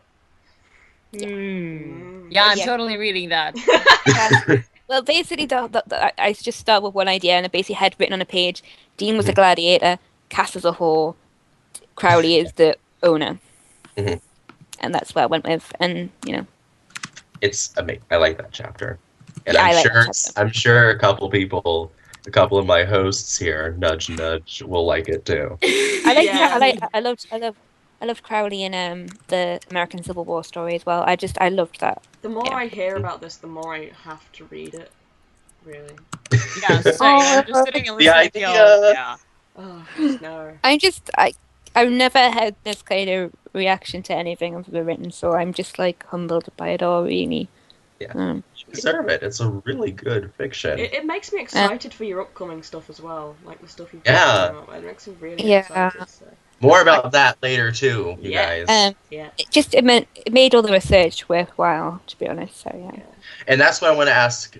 Last but not least, is you did so much research, and I respect that because not a lot of authors or fanfic authors go back and do all this historic research. And I'm like, that's awesome. I learned a lot of new stuff because I didn't know a lot about the American Civil War, and I didn't know. Obviously, the bit that I knew a lot about was with the Tudors because I am obsessed, borderline obsessive with the Tudors. But yeah, so. But yeah, the American Civil War, the Holocaust, the New World, that kind of thing. So it was like sort of an educational experience at the same time. Yeah. Awesome. If you're not going to do a job, do it right. That's my saying. So you've got to do it right. That's a good motto. Yeah. Okay. Well, Yeah. that's all the questions I could think of. And I think I got everyone pretty excited in the chat box about this. Yeah, I can see that. I'm kind of like, oh my god, they're going to go and read it and go, really? It sounds amazing. It sounds amazing. Everyone, please go read this. It is like one of my all-time favorites ever. As soon as I get my Big Bang fic out the way, I'll go read it. Yeah. Yes. Well, yeah. I will go read it and I will give you all the feedback. Oh, please, because I need to know what you think of Gladiators. Even if you just read the Gladiator story, because I kind of thought, Silven would love this. I keep on thinking, Kaleb will like this one, and then I thought, Mapal will like this one, and I'm like, yeah. You know what I like. I have very specific things. She pressed buttons right in this fic, I'll tell you that. Oh, gosh. So yeah, that's fantastic. I think you've converted everyone with that. Oh, thank you. I feel so bashful. I feel so embarrassed. It's fine. It's fine. Anyway, we should move on. We have some other topics to cover, which. Hold on. Yeah. Die Whisper. At the end of this, I will go on the ProfoundRadio Tumblr, and I will post a link to the fiction. Okay. Yes. As always, anything that gets mentioned in the show, we do try to link afterwards. Don't worry, because that is. Can I say one more thing? Yes. Can I say one more thing? My writing, and my other. I'm hoping there's a. Please ignore the dirty dancing. That was a drunken mistake. But What are you reading? I wrote a Dirty Dancing AOU, and that was Oh my god! yeah, Oh I my wrote. God. But my favourite other thing is I'm currently doing a series where Dean and Cass are having a secret affair. And I've only posted 2 stories, and I'm working on the 3rd one, and it's basically just porny angst of them having a secret affair behind everybody else's back. Wow. Like, Gemma, I will go read the Dirty Dancing, okay? there's You only don't- 3 chapters. There's only 3 chapters because I don't care! Silver's You just don't like understand. sobbing. I've been looking for Okay. Dirty Dancing AU my entire life. Okay. I know a Dirty Dancing AU. Why didn't you ask me? I know one. Anyone knew what? I didn't think anyone Oh really my watched gosh. enough Dirty Dancing. No. You no, Shannon, look, Dirty Dancing AU was the first thing I looked for when I started reading this TL fic. there's only 3 chapters so far. I will work on it in the summer, but to get it finished because I hate leaving stories unfinished. But yeah, Cass's baby and Dean's Johnny. So yeah. Oh There my you god. Well, it sounds like you're gonna have to start finishing that fic now. Huh? Yeah, You but don't guys, I'll kill you. Okay. Shannon. Moving on. okay, sorry. Sorry, I'm just like, I'm gonna kill you. I'm just like, no. Anyway, we Calm have some other topics to cover, and one. You know, Caleb, you have made things that don't make sense. I am just reorganising your schedule a little bit. Not only is your spelling really sucky, but you have no idea how to organise a schedule. I'm sorry. No. God. Still love you, Kate. No. Yeah, I love you too, Caleb, but really. Babe, you did I great. annoy the hell out of you, so I deserve that. I know, I love you. he's just like my annoying little brother, and he exists literally just to annoy me. But it's What not. am I? What You're am my I? other annoying little brother. So Uh-oh. I'm the mommy. yeah, she's just like, God, shut up, kids! I'll turn this car around. Yep. I'm the mommy. So anyway, What am I then? Okay, are we gonna tell them about our stuff? Yeah, but Yeah, that's Yeah. What is the Sylvan thing. first? What is Sylvan's Sylvan the first? creepy uncle. He's the Yeah. really perverted I am uncle. all Sylvan. with that. We're the 2 people that just sit and watch them, kind of, and like, oh, aren't they cute? As we just get drunk. Yeah. With wine. Silver's one who takes her top off at random intervals and takes pictures. That one. The drunk aunt at the party who just takes her top off, just like, yeah, topless Tuesday! And then, She works at Hooters part-time. My dad tried to get me and my little brother to eat at a Hooters in St. Louis. Anyway. You know what I'm pissed off at? There isn't a male version of Hooters. Oh, I know. There should Is be. there? oh dear. There What would it isn't. be called, though? What the hell would you call the opposite to Hooters? Howlers. Howlers. Bonus. Danglers? Bonus. Danglers! Anyway. dongs. Okay, no. This took an interesting We're getting turn. off topic, stop. Let's Sorry, move we on should to... talk this and finish it. Let's move on to, it just says fandom, love, and supporting the powers that be, because, I have had one interesting week this week. Not going into too much detail, basically, we have a minor issue where, obviously, the hate is starting to get loud. You know, we have the haters in the middle here, and people are going insane. So, I have it on. It's just like, all around negativity that yes, isn't negativity, necessary. like, oh my god, the world's going to end. I have it on quite reliable information that some of the powers that be, you know, the people who are on Tumblr and Twitter, are getting a bit overwhelmed, getting a bit swamped with hate, sort of starting to withdraw a little bit. So, this is basically just a public service announcement that this is happening, and, you know, we're going to lose parts of the fandom, very important people in the fandom, if we don't start to basically promote our positivity. Chill out. You know, promote your positivity and love and be friends. Can I say something? Yes. Yes. Okay. Now, guys, like, I can totally vouch for what Mapal's saying, because I have been seeing a lot of hate with some of the powers that be, just because of overall things that are happening in the show that people don't agree with. And I just sort of want to say that there's a difference between hating on something and disagreeing with something. Constructive criticism. Yeah, there's a difference between criticism and flaming or hating towards someone. It's first of all, hating is it can be anything. Like, it can be something as tiny as saying, "Oh my God, this writer really sucks. Why do they even have this writer?" to seriously sending threats to them for doing such and such. And that's been happening a lot. Not threats, but just people constantly berating people who work on the show.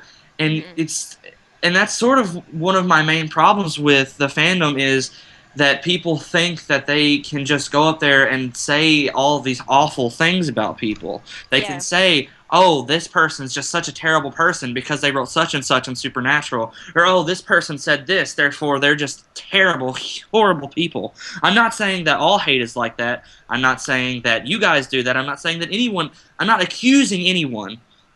But I'm saying that it's there, and it's happening every day. I see it on my dash every day. I don't see actual people that I follow hating, but I see them responding to a lot of hate. Yes, and it's horrible. It's it hurts people's feelings. It's something that needs to not happen. You can criticize all you want. Like, you can like, you can disagree with something that the powers that be did or what someone said. That's okay. Disagreeing is perfectly okay. Like, if, say, Jared or Jensen said something that you didn't agree with and you wanted to post about it on your blog, that's okay. It's okay. As long as it's fine just to go and say, "I don't agree with what you said. I feel that was out of order." Saying you're a fucking homophobe and you need to get the fuck off the show, that's not, no. Yeah. No. That's not, to be honest. And guys, what, Gemma, you go.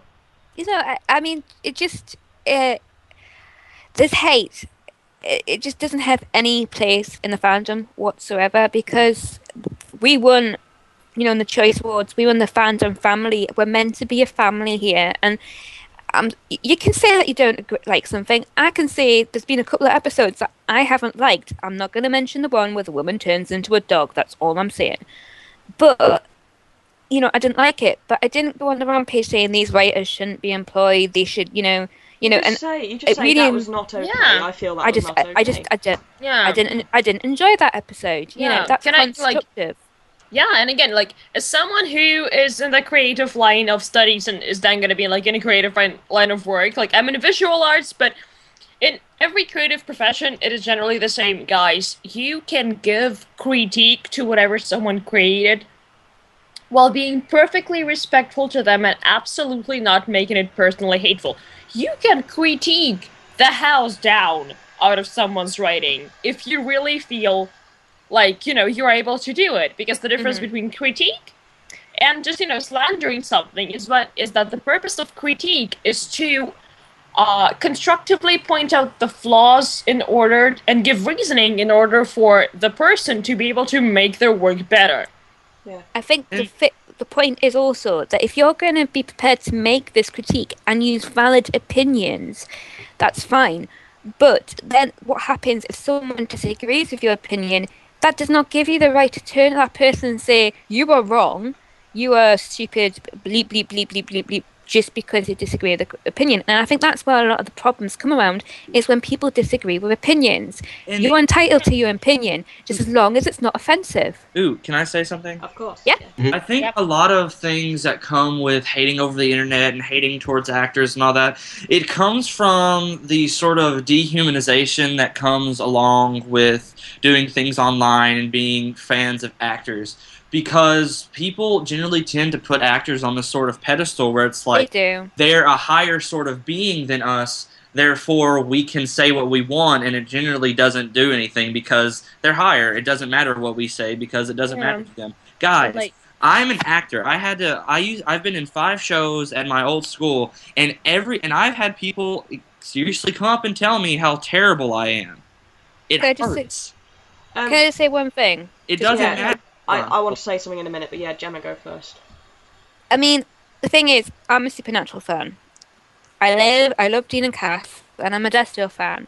However, at the bottom of the line, you could take, even if Dean and Cass don't happen, I'm still a Supernatural fan. And I think there's some dangerous situations starting to arise from people who only want to watch the show because of Dean and Cass. I mean, that's fine if that's the case. But forcing that view onto the powers that be is not going to achieve anything. And I think also you're starting to get into dangerous territory when you kind of turn around and say, this show is only about tea and Cass. It's not. It's about the supernatural, and it's about two brothers fighting it. And I think we're starting to get into the kind of fetishizing two men getting together when you say, all I want is Dean and Cass to get together. It's not about that. I'm a supernatural fan. That's it. We are one fandom. And it's starting to get really dangerous and very worrying that these people turn around and say, I want Dean and Cass to happen. And then when we get an episode where nothing much happens between Dean and Cass, they all turn on the fandom. And it's starting to get really sickening. And you guys, sorry, go ahead, Maple. I forgot that you were supposed to talk. Yeah, as a good friend of mine said, it's amazing how fast love can turn to hate in this fandom when something doesn't go their way. And like, can I just... Yeah, and can I just add a little thing about, because we were talking about how people view actors, and can I just say, idealizing is one of the most powerful forms of dehumanizing.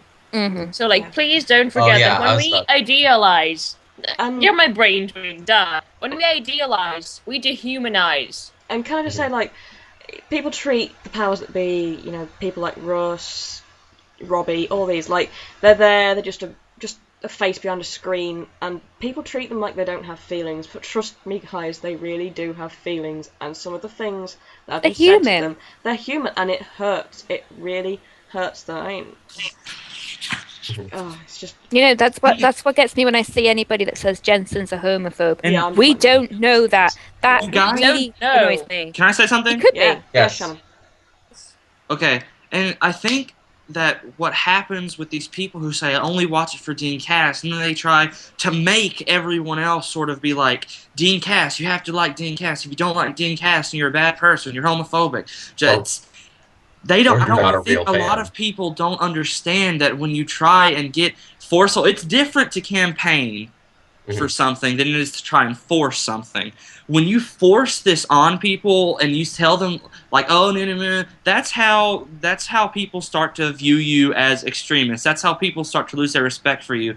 That's when the writers of the show stop listening to you, and that's how.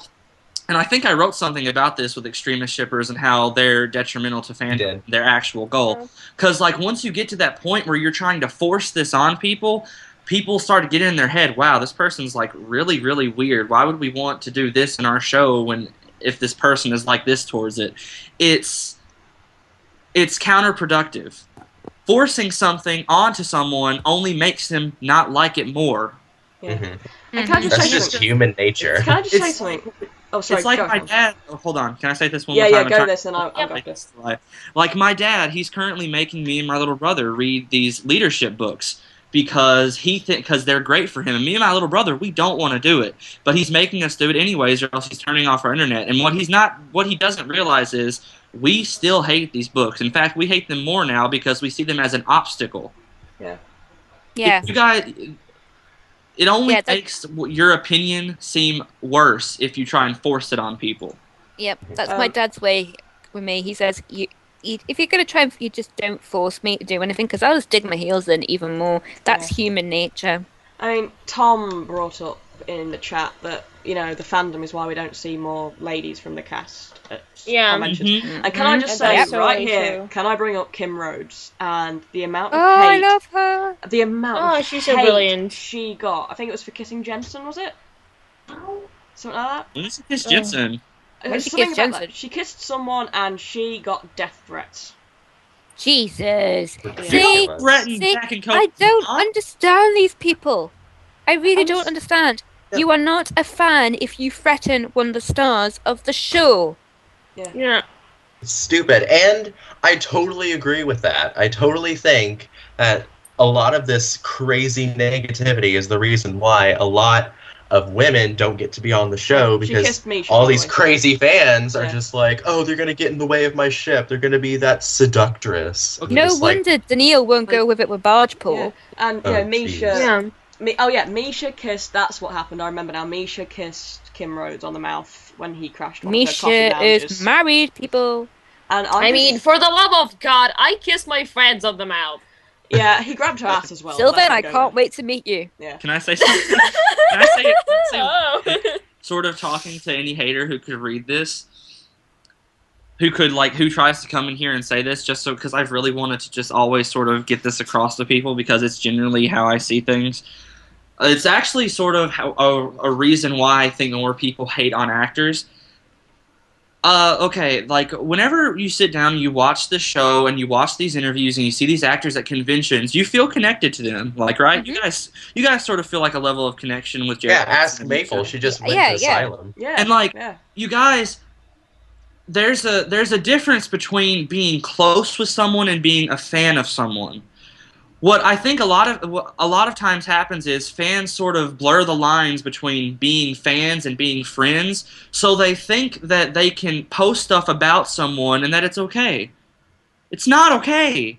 You don't, like, a lot of people posted things about Jensen and Daniil when they came out with their pregnancy, and a lot of people who did that, they were just constantly talking about Jared and Jensen's private life. They were constantly talking about all the stuff that happens. There's groups on Tumblr right now on Tumblr and LiveJournal who think that they genuinely know these people.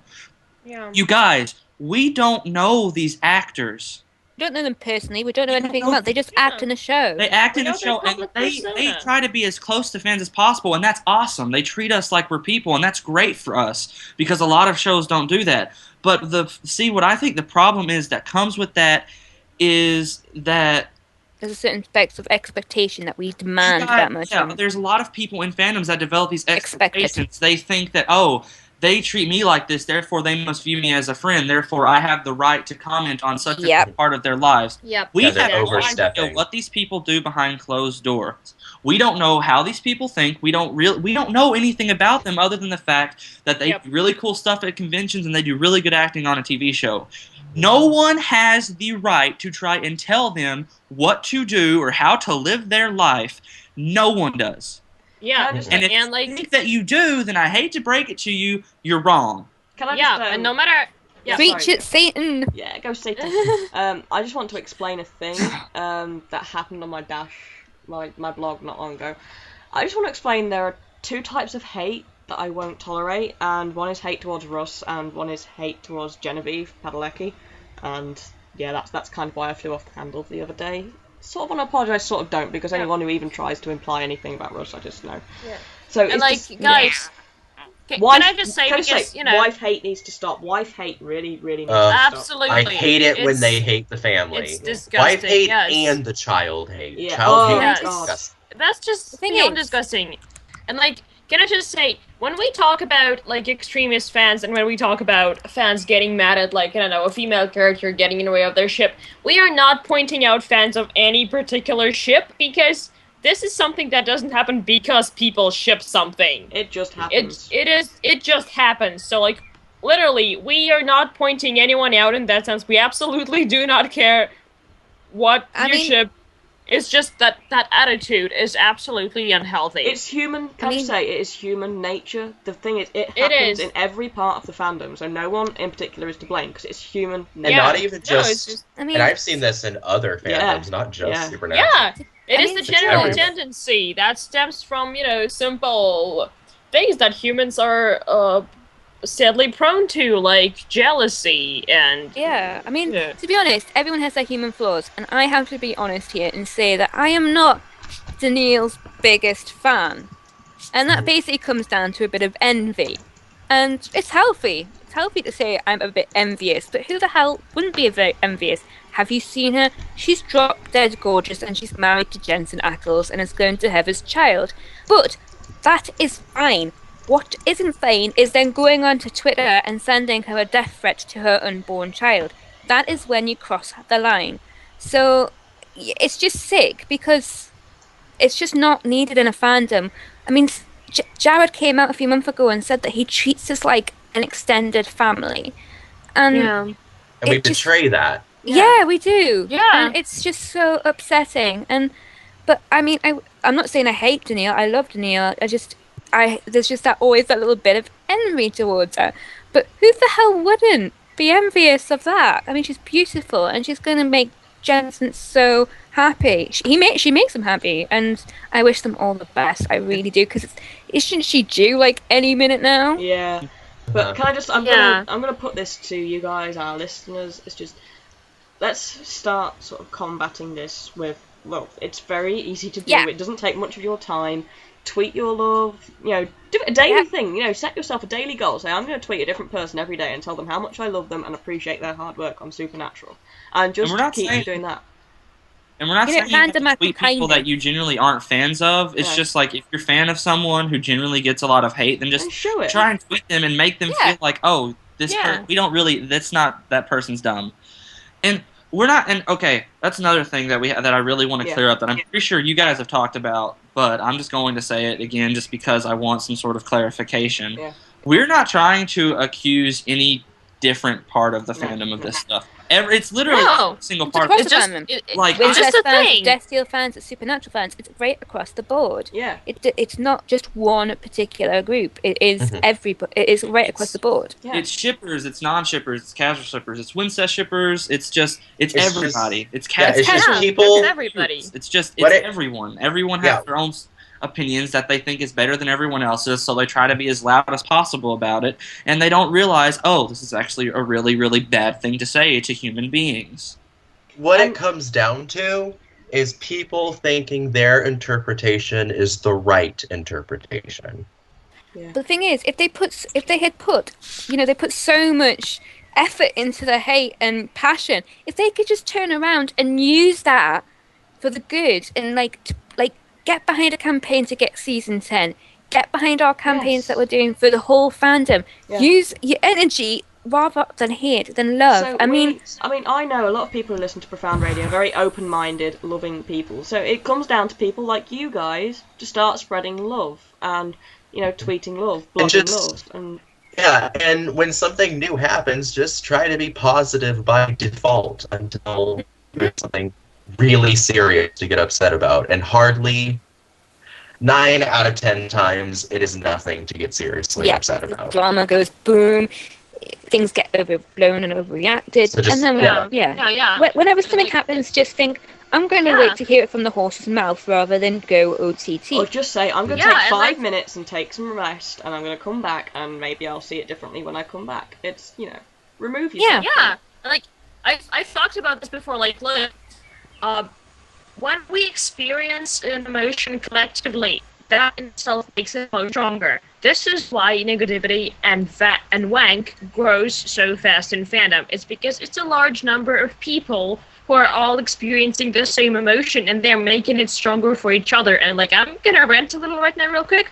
Guys, I love my fandom. I love a lot of people in this channel. I have a lot of friends. I am very tired of people who have a large following being irresponsibly negative on their blog without estimating the consequences of that. Because, guys, I can understand the need to talk about it if you are feeling upset about something. I can understand that we're all human and we all have emotions. However, when you are a blogger with a large number of followers, you are not only responsible to yourself, you're also responsible to all these people. This does not mean that you censor everything you talk about or anything like that, but that does mean that you need to realize that if you tell people that the world is over, people may or may not believe you. And if you tell people that STL is over, that TBTB want to eat us all, and that they hate queer people, there are going to be people who are going to take your authority on that, because they take you as a serious fandom figure. Ooh. And I'm just very tired of this happening. Guys, say something? Yes. Okay. And guys, we're not saying that you have to be absolutely positive about everything. Hell, I'm one of the most optimistic people in the fandom, and I'm not extremely positive about everything. Yeah.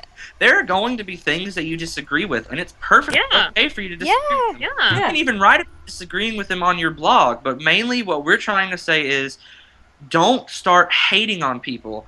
Don't try and go and be like, oh, these people are so, I don't agree with what happened, so obviously these people are just awful, idiots. Horrible, despicable human beings. Yeah. And can I just say, anybody who gets really down and has really massive negative feelings, come and find my Tumblr, send me an ask. If you're feeling like, oh my god, I don't know what to think, I'm hearing all this other stuff, just come and find me. We can talk it through.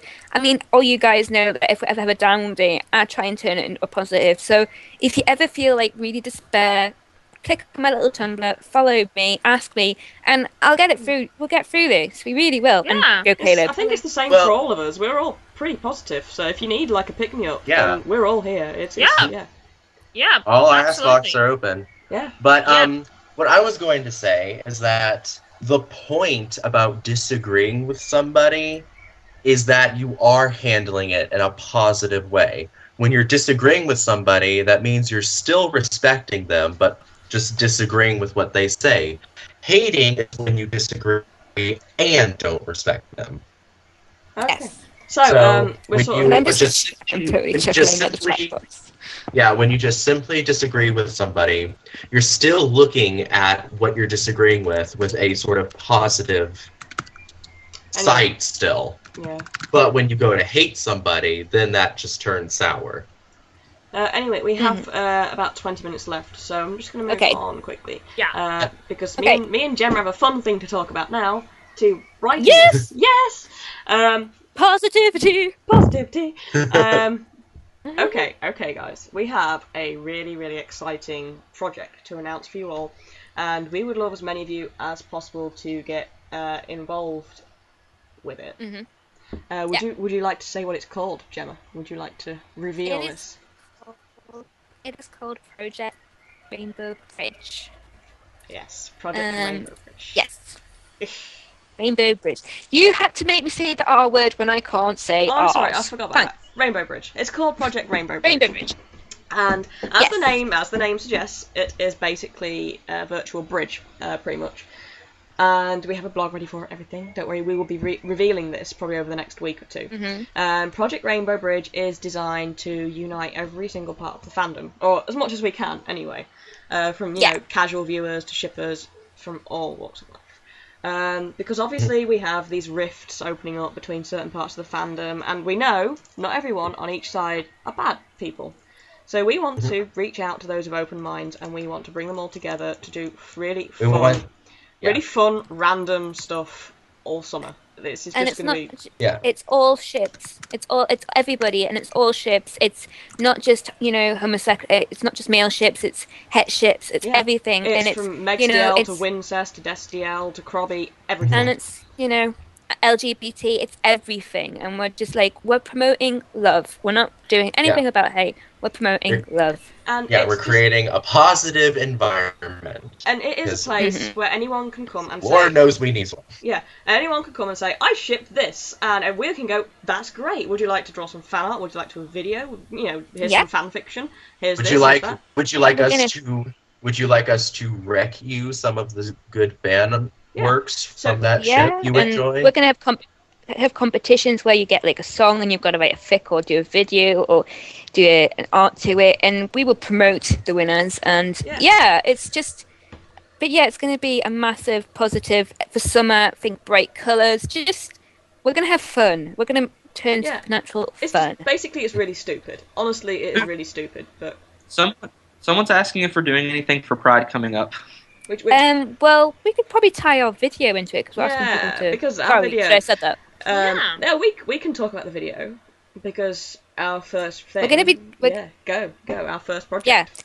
Yeah, our first project is to get fans from all backgrounds, everybody wearing the rainbow colours of Pride. We're going to be singing along to a song. You can have pictures of your favourite ships in if you want. You can be singing to a Jensen Ackles poster. Not that I'm going to be doing that. Everything. We're going to be singing to a song or miming or whatever you want to do. We're going to be wearing the colours of the rainbow, and we're just going to be saying, "Have some fun." And Mapal, do you want to sing the song out, or can we say that? Or did we decide on a song? Did we? To be honest, did we settle on that one? I think we did, didn't we? We did. We did. We did? Didn't we? I think we did. I think we did. I think it was the last one we said, and you're like, "Oh my god, that's my favourite." Yes. Go do you want to say it? Yeah, go reveal it. Yeah. It's "Here Comes the Sun" by the Beatles because sun, here it comes. Yeah. Yeah. So we're gonna be miming to that or singing. Sun equals summer equals love equals rainbow equals be proud of who you are. Yeah. And basically it's really stupid stuff. We'll probably be having like ships of the week, and basically is it's taking you a bit out of your comfort zone, so you look at things differently, but it's also, you know, promoting people to basically, we might say, okay, the ship of the week is MegsDL. Your job is to go find a MegsDL shipper, go into their inbox and give them a hug. And it's just things like that, and just really little random acts of kindness, I suppose, and just fun things in the fandom. So yeah, this will be revealed this week, hopefully, and it'll be a lot of fun. Until the blog gets up, if you are interested, just message me or Mapal, and we'll keep you, or follow me, and you know. But yeah, I'm going to be wearing pink, and I don't wear pink. That's just I'm going to be trying something. I wear pink. So wear colours the rainbow, go mad. And also, it'll be really good if you get out there, if you live in a city with a well-known monument, like if you live in Sydney Bridge and stuff like that, so we can get this video and show the powers be that we're a positive fandom. So it's going to be fantastic. So that is our big summer project, and, you know, no hate is allowed at all. We accept everything, and it's basically one massive fandom orgy, if you like.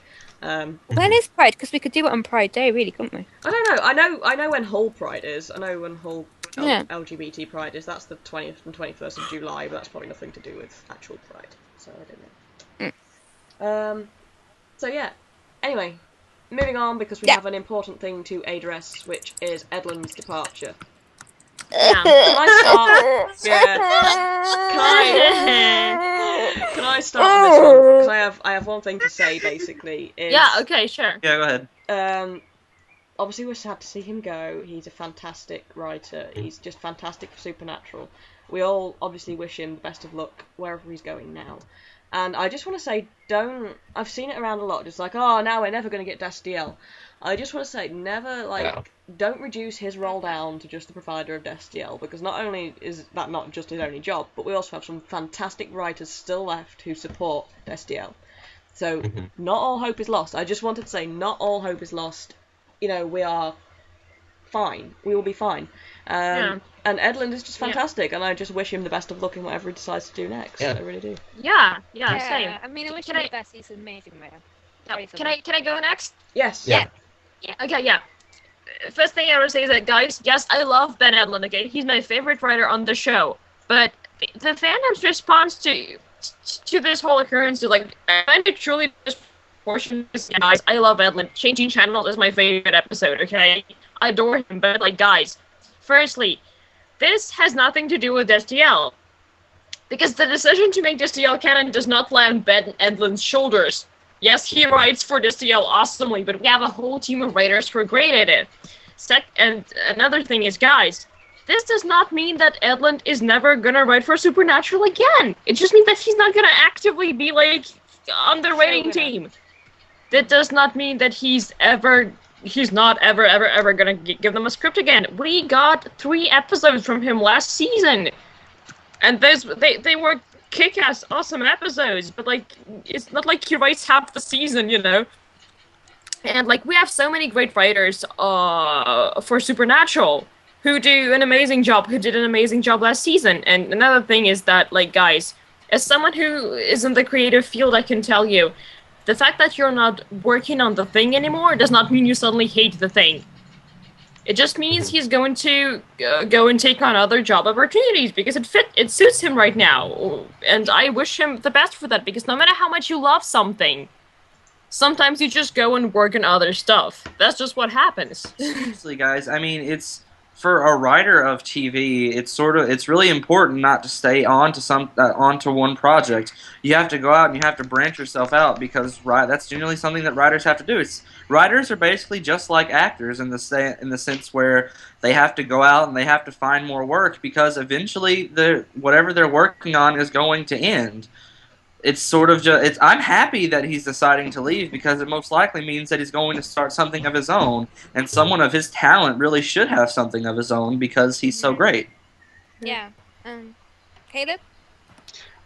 You guys said everything, so. I'm just generally in mourning, because he is something special. He was a good writer. Yeah, we will miss him. Special. He's given us a lot of our best episodes. But I really do wish him well, and I am intrigued to watch Revolution. I haven't watched any of it yet. I'm so pleased that he's going to Kripke and J.J. Abrams, because Abrams is kind of king at the minute, and if someone's going to get his writing into mainstream, it'll be Abrams. So I'm really pleased for him. But I love him. I hope to see him again. And yeah, he's crazy. Yeah, so basically, go Shannon. Oh, as I was saying, as we've already said, I think he's moving on from Supernatural because they all know that it's ending, so he's probably just going out and finding more stable work, which is good. I mean, it doesn't mean he's leaving forever. No. I think Edlund's come up with the story arc right to the end, so he's done his bit. I think Edlund was the person that was doing like the 3-season arc, and he knows where the show's going and where the show's going to end. And now he's probably just going, right, okay, this is a good opportunity for me to go. So, yeah. So, yeah, I mean, like I said, basically, we'll miss him. We'll miss you, Carver, not Bennett, but and it's just basically the best of luck, really, isn't it? Yeah. We'll see him around. Apparently, is it Revolution he's working on now? Yeah. Yeah. So we'll see him Which around. is a Kripke Abrams thing. I really, really am Baby excited cow. about that because I've been thinking of watching Revolution, but people have told me that it's kind of touchy, so I'm really thinking that they're bringing Edlund in to just sort of help it. Help it. Which makes me very happy because I heard the show was good, it was sort of strange. Yeah, well, so I'm excited that he's going to be part of it. The thing is, I think with Abrams and Kripke, they go right out the park with things, and people don't generally warm up to it straight away. They go for things that you don't, normally think of or think you might like. So yeah, I mean, like I say, we still have Carver, Robbie Thompson, Glass. Adam Glass, So yeah, Edlund can do his end verse and Revolution. There you go. Yeah. So anyway, because we're losing up time, so I'm so sorry. It's all right. So No, it's okay. we're coming on to a lovely welcome screen picture there, and what is behind it. I'm going to leave this one to Gemma and Shannon for a minute, because my brain is slowly starting to shut down.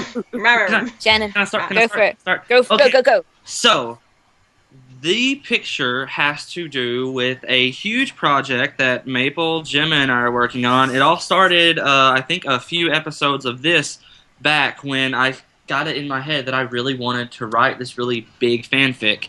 And I remember asking who wanted to be on. I remember going on the PR chat asking who wanted to be involved. And Gemma and Mapal were just like, yeah. They were like, we got to do this. And I was like, okay. So what happened was we have all spent tons of time planning it. And what we're doing is we're sort of pulling a redemption road, and we are writing our own alternate online season for Supernatural, and it is called Crossroads. Yes, it is. That picture that is currently in our screen right now is Crossroads cast. We decided that we're going to have Castiel. It's going to include all of Team Free Will with the 2 new additions to Team Free Will that we're adding, Kevin and Charlie. And mainly that picture is sort of a promo for what's to come.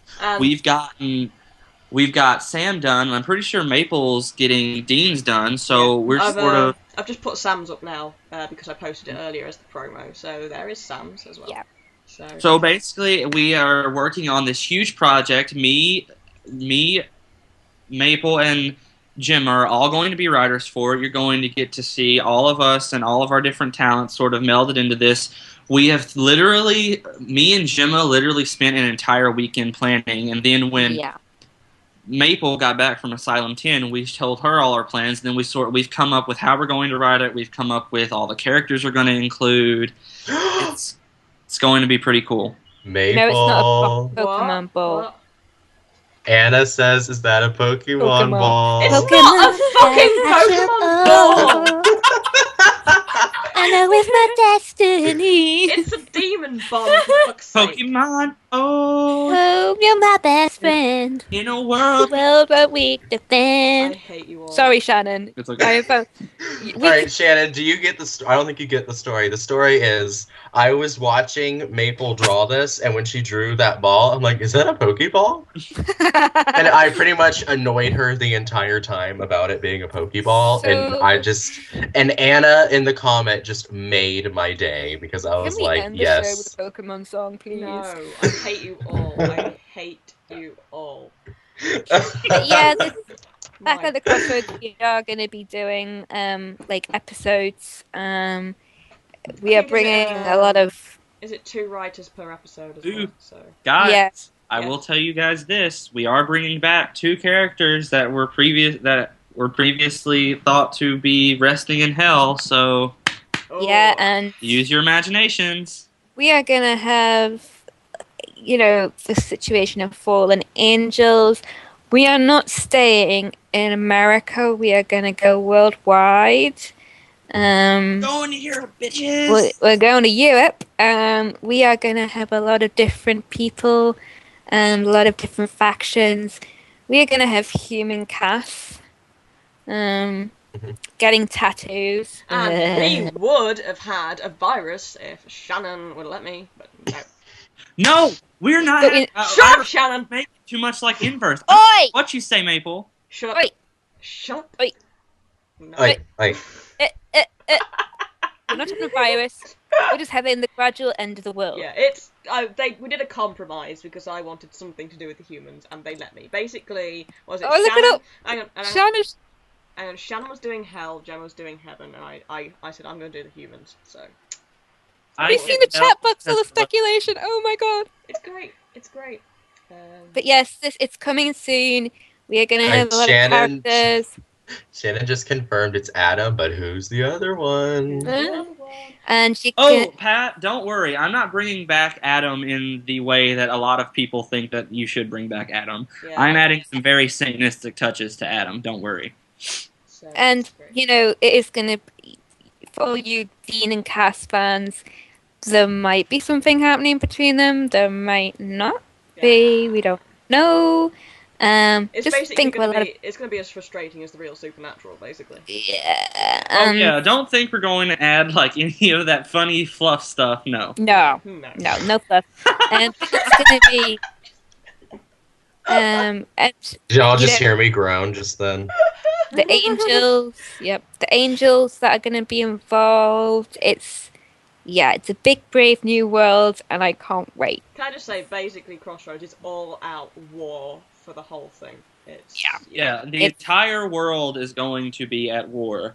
And Civilizations. and I'm going to tell you guys, I have this sort of thing when I write fiction where I kill things off, so no one's safe. Yeah, and let's just say there's going to be a little bit of a treasure hunt kind of going on here as well. And They're going to be looking for more Pokemon balls. Shut the yes, fuck up, Kate. I will strangle you. I swear. You guys! hunting a just talk. Pikachu. Yeah, Dean and sorry. Cass are going to be hunting a Pikachu.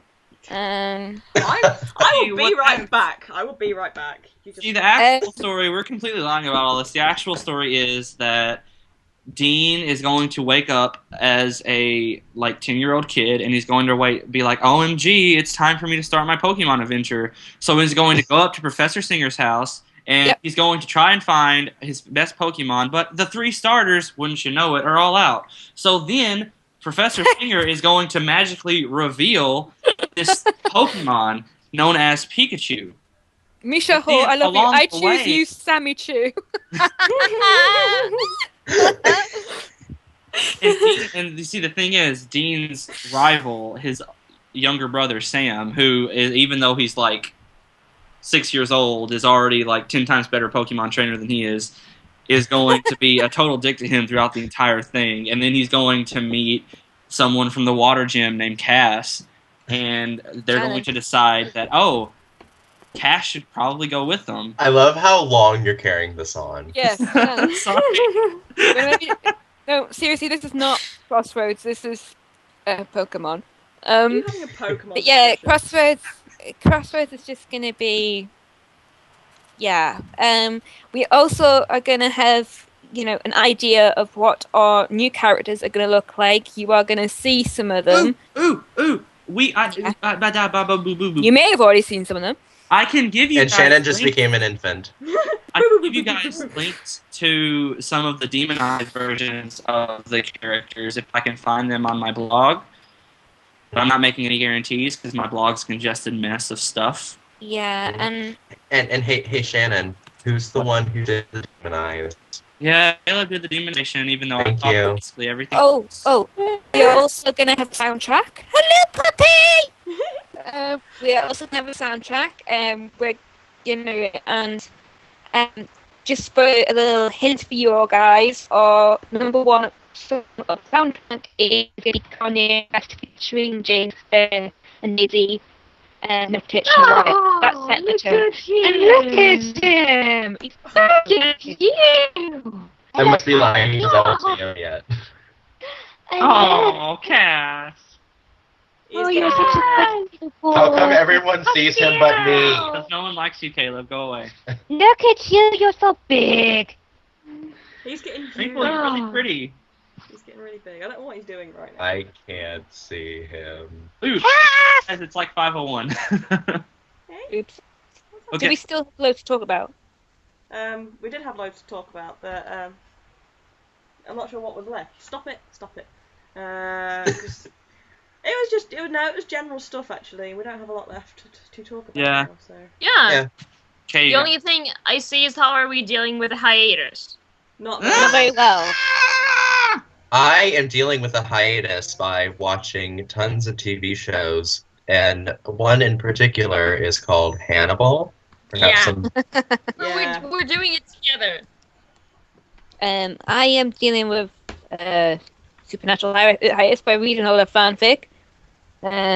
Getting stuck onto random films that make me cry on YouTube, and eating a lot of chocolate. I am currently just pouring myself into work. So tomorrow I have my audition for AMDA, and that's what I've been focusing on. Before we leave, we all have to ask Shannon to break his leg. So ask him to break his leg. Oh, yeah. Right? Shannon, break your leg. Well, before they try to wish me good luck. I'm a theater person. You do not wish theater people good luck. It's actually bad luck to do that. And if you do that, then I'm going to appear in your bedroom in the middle of the night, and I'm going to cut out your vocal cords. Sorry. Someone's been watching too much Hannibal.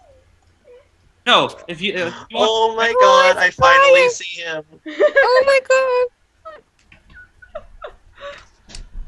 okay, Crying. Hannibal, I could have said I was going to stick a neck of a cello down your throat and play your vocal cords like. Shannon.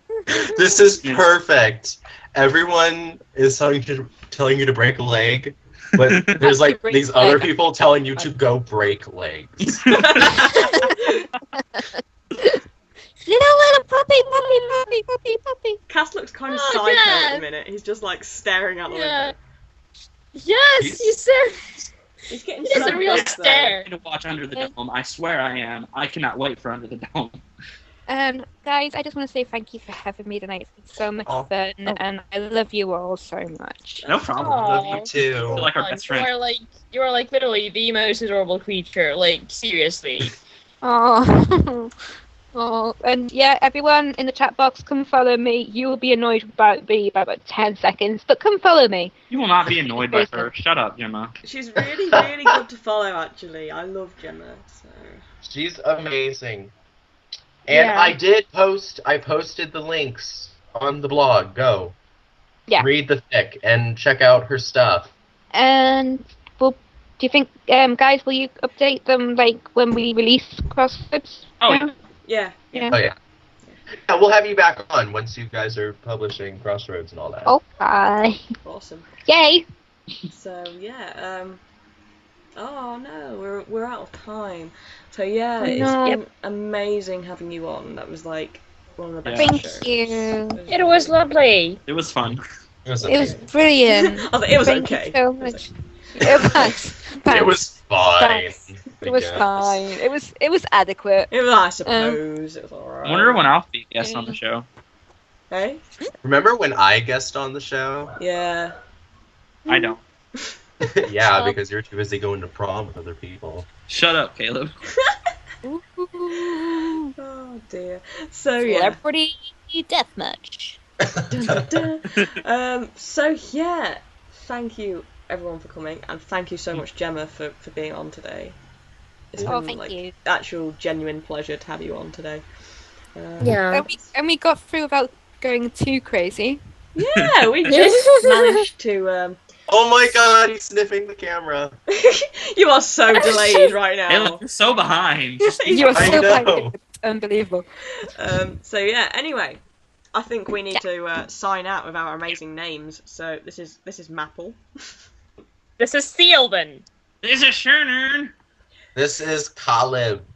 And this is Gemma. And it has been amazing having you all here today, and we will see you again next week. Right, bye guys, we love you all. Bye. Bye. Love you.